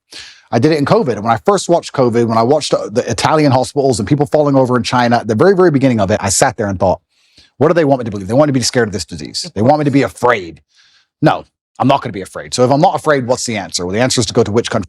Sweden's open. Nobody talks about the fact that Sweden was open the whole time, never closed ever. I mean, interesting, we're in nightclubs the entire time people were locked in their houses. Nobody talks about this. It's like no one mentions it anymore. But you have to use your mind to break the trap. And I feel like I've tried to allow my mind to be psyoped into this transgender stuff or this abortion stuff. And even I can't even pretend to buy into it. I can't see how you can reach that level of delusion. And that's where I say, maybe it must be Darwinism, because maybe even with all of my mental capacity, I can't even pretend to be stupid enough to want to go and chop my genitalia off to then imitate a woman, poorly imitate a woman for the rest of my human years. That literally sounds like a form of torture. That sounds like one of the worst existences ever. I feel sorry for anyone who's fallen for that, because they're never going to be what they want to be, ever. It's just like the worst possible existence. I just can't think of anything possibly worse. And I don't know, maybe there's a Darwinistic element to all of these things. If we can just control the culture and make sure that no future children are psyoped into the death cult, maybe it should all fall apart, because people who truly are that susceptible. Me and my brother have a joke in the house. There's flies and mosquitoes in the house sometimes. Every time one of us kills a fly, we say, you've improved the gene pool. Because the slow one got killed. The fast one, he doesn't get killed. So the fast one's going to be here forever. I'm going to think about that every time I kill a fly. Every time you kill a fly, you're helping them get quicker. If we didn't kill flies all these millions of years, they would never be so elusive. I don't know. Maybe there's a Darwinistic element. Maybe I'm just trying to feel better about this. Yeah, maybe they're so evil they've decided we're going to kill off all of the people that are stupid.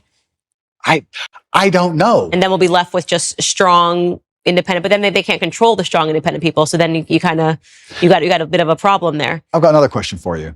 How polarized do you think the world is? Do you think there's two teams? Do you think the globalists control everything? Do you think there's 3 or 4 teams? What do you think about that? I think it's probably now divided into 2 teams. Yeah. Because now you have to find more in common. It's like, how crazy are you? We may have been divided into 4, 5, 6, but now it's like, do you believe that children should chop their off, right? Or yes or no. Circle yes or no. Yeah. Right? That's where we're at, because you have to be so far deluded to believe this. And if you're just in some realm of sanity, we probably have enough in common that we should fight together, right? Just because like they're going after the kids now. It's like, and I think that is really where we got divided into 2 categories, where it's like you're either pro going after the children or you're against going after the children. And it's remarkable how many people are pro letting them go after the children. It's kind of scary, but that's where we're at. I think it's now pretty much 2 camps. It used to be more. I think so also. And then within you, obviously, there's little battles, and to me, they're meaningless. Yep. I think maybe I'm saying that because I'm a mom, and now, so there's nothing more important to me than protecting children and worrying about what my children are going to face. I'm going to be the crazy mom when my kids are at school. I will be there every single day, looking over every assignment. Amazing. Leaning fully into the feminine role Amazing. of like, yeah. So I do think now it's come down to 2 camps. It's crazy and not crazy. I wonder what the future of the world is, Candace. I feel like I know everything and I talk like I know everything, but I'm actually starting to think things are getting... Your dad might have had an idea. Yeah, I wish he was still around, but things are starting to get very, very strange. And yeah, and I guess also when we're talking about my libertarianism versus conservatism, I would never allow my child to be aborted, ever. I do think it's heinous and disgusting, but I will be honest with you. When I see people trying that hard to kill their kids, I'm kind of like, I'm not gonna lie. Maybe that's the libertarianism in me. Maybe, I don't know, but I'm just like, there's got to be a Darwinistic element to some of these things. I don't think they should happen. I would love to stop them all. I believe that all life is precious. I think it's heinous. I don't think that anyone should chop off any of their body parts either. But it does get to a point where it's just like, if you're that desperate to damage your own life and damage yourself, am I the person who's going to fight for you? I don't know. Well, these women are broken and they're brainwashed. And I like to think that if they hear the right message, something in the same way that I think a lot of broken men heard you say something and it woke something up inside of them. Very true. I think that they can land on my message and they can hear it and go, wait a second, that thing that was killed inside of me systematically from the school system and made me think that what it meant to be a woman was to be a whore, because that's kind of the message that's going out right now. 100%. To be a whore and hate children, which is the opposite of what it means to be a woman. Agreed. Then when they hear something and I talk about how aspirational family is and something is, or how much I love being a mother, and then I think inside of them, something spiritual happens where they go, wait a second, I think that's actually what I am. Yep. I've been conditioned to believe I'm this, but actually this is what I am. So I'm more hopeful that the more that we have better pillars in society, that we have people speaking out on the opposite messaging that Hollywood is bringing, on the glory of being a woman, on the beautiful of the yin and the yang, on that submission in a marriage is not a bad thing, actually. It's a beautiful thing. I agree. And these messages have been perverted, that we make a difference. And I think we know we're winning. No, we are now winning. they want censorship. Now they want the people taken off the internet. Now they want this person to go down. And that they weren't doing that when they were winning. They didn't care. Everybody was allowed to have a platform when Obama was president. Completely true. We are winning. And I just think it's an unfortunate of the human condition that people don't really like to learn lessons the easy way. They have to learn them the very hard way. And it's very difficult for us to sometimes sit and tell people the truth and they just don't want to learn it until it's too late. I like to think that these women who hold up these I lost 10 babies, I killed 10 babies signs will one day wake up and feel very sad about what they've done. And they will definitely. And it's possible. Right? And it's possible. And I think even time will show them, God will show them with time. I don't know how I'd talk someone out of the transgender argument. Like, how would you convince someone who is 100% certain they want to mutilate their body to not mutilate their body? That's a scary one to me because their mind. And that's also one that you can't really undo, which I think is sad, which is why the suicide rates go up after transitioning, I think, is once you do it, you've committed. But I've sat down with a man that did that, had the full surgery. His name is Walt Heyer, and he's dedicated the rest of his life to waking up other. Well, that's the most noble thing you can do. Yeah. He's like, this is what I did. This is how I was convinced. This is how I was brainwashed. This is what happened to me. I was actually just molested when I was a kid, and I just wanted to get rid of my identity in any capacity. So I did the most extreme thing that I could possibly do. I platformed those individuals, and I think that he runs a not-for-profit now, which, Sex Change Regret. There's many people that are like him out there. And yeah, it's going to take God, it's going to take spiritualism, and it's going to take repurposing your entire life after you do something that extreme. Hopefully just us having this conversation prevents people from making those sorts of very serious decisions. And, but this is why YouTube will try to censor this conversation. Right? I mean, that's the whole point is my face is on it. You're in trouble. So I'm going to ask you a few more questions if you don't mind. My face is trouble too. I would just like to state. Yeah, of course it is. Why do you think marriage has reduced in the Western world? Why do you think less people are getting married than before? Conditioning. It's all about social conditioning, and it's about the feminist messaging, going back to our conversation about the matriarchy. They've totally conditioned women to believe that marriage is a trap, that you are going to be unhappy, that you are going to be sacrificing your freedom, when in reality, I got more freedom than I ever had when I became married, because I finally became a secure woman. I knew what my purpose in life was when I had children. Everything else is so stupid and meaningless. How could you think you were going to find your purpose at the bottom of a Red Bull vodka at One Oak, Candace? You know what I mean? How could you think that? Well, because that's what Hollywood told me. That's what I saw on MTV. And I thought that was all aspirational. I look at those women, I think they're miserable. I look at these women that are still finding their freedom. I say, find the number one feminist that you know and ask yourself a question. Do you think she's happy? Completely. Chasing her career. Do you think Chelsea Handler's happy? Never. Right? And the answer is no.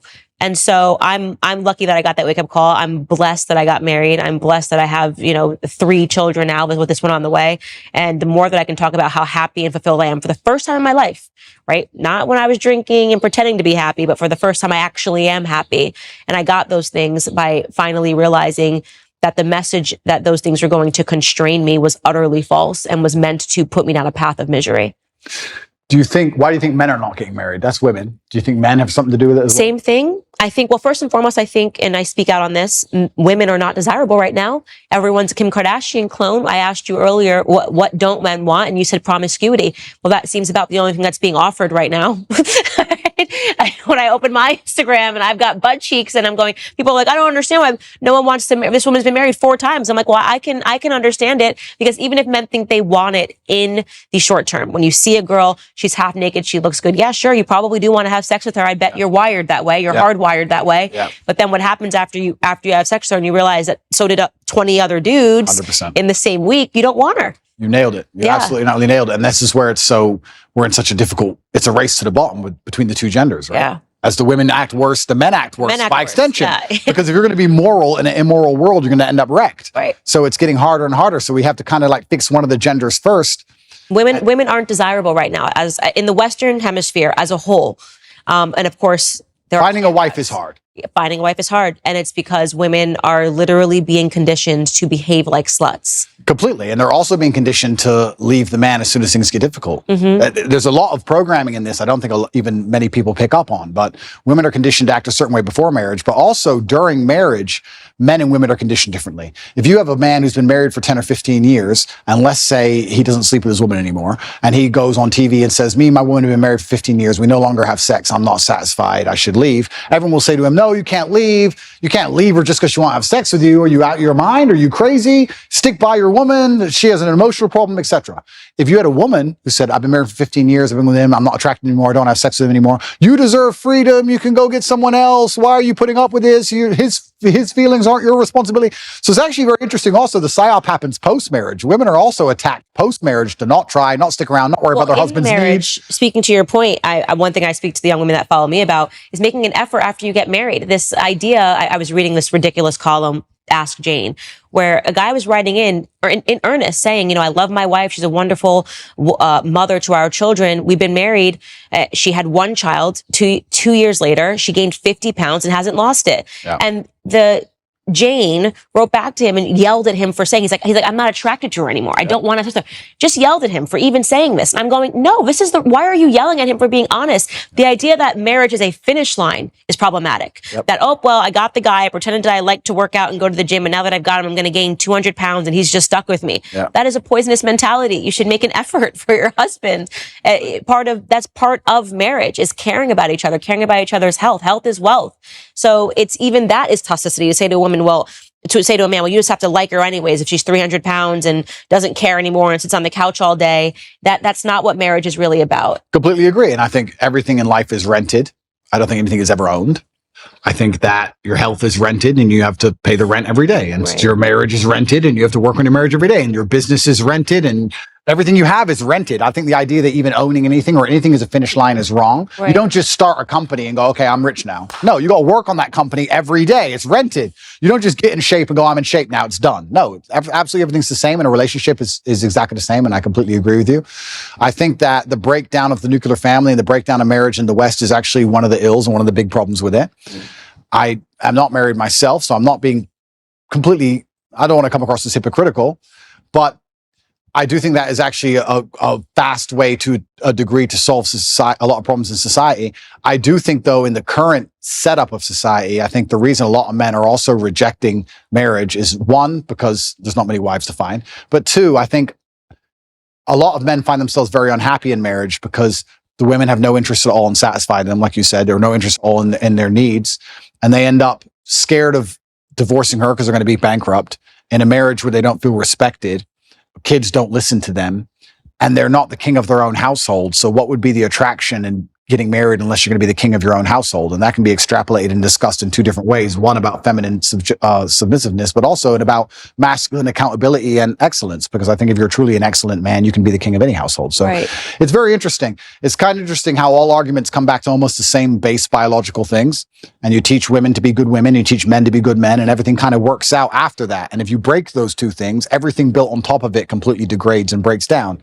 Because even all the other things we discussed how masculinity would have prevented a lot of the COVID crisis. We can talk about how genuine masculinity or a good nuclear family and anti-propagandist dinner table can prevent a lot of this transgender insanity. There's so many things can be fixed with a man being a man and a woman being a woman. It's like the ultimate pure. Is what I always say, and it's so natural defining the roles in the household. So like me, my husband had to sit down, and it just was. I had a natural proclivity to do certain things. Yeah. I always give the greatest example. When a baby is born, the men don't know what to do for the first. You just need your girls. They just are. What do I do?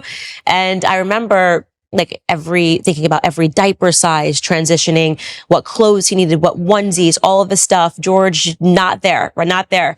I think Georgie must have been, that's my son's name, Georgie, must have been 2 months old.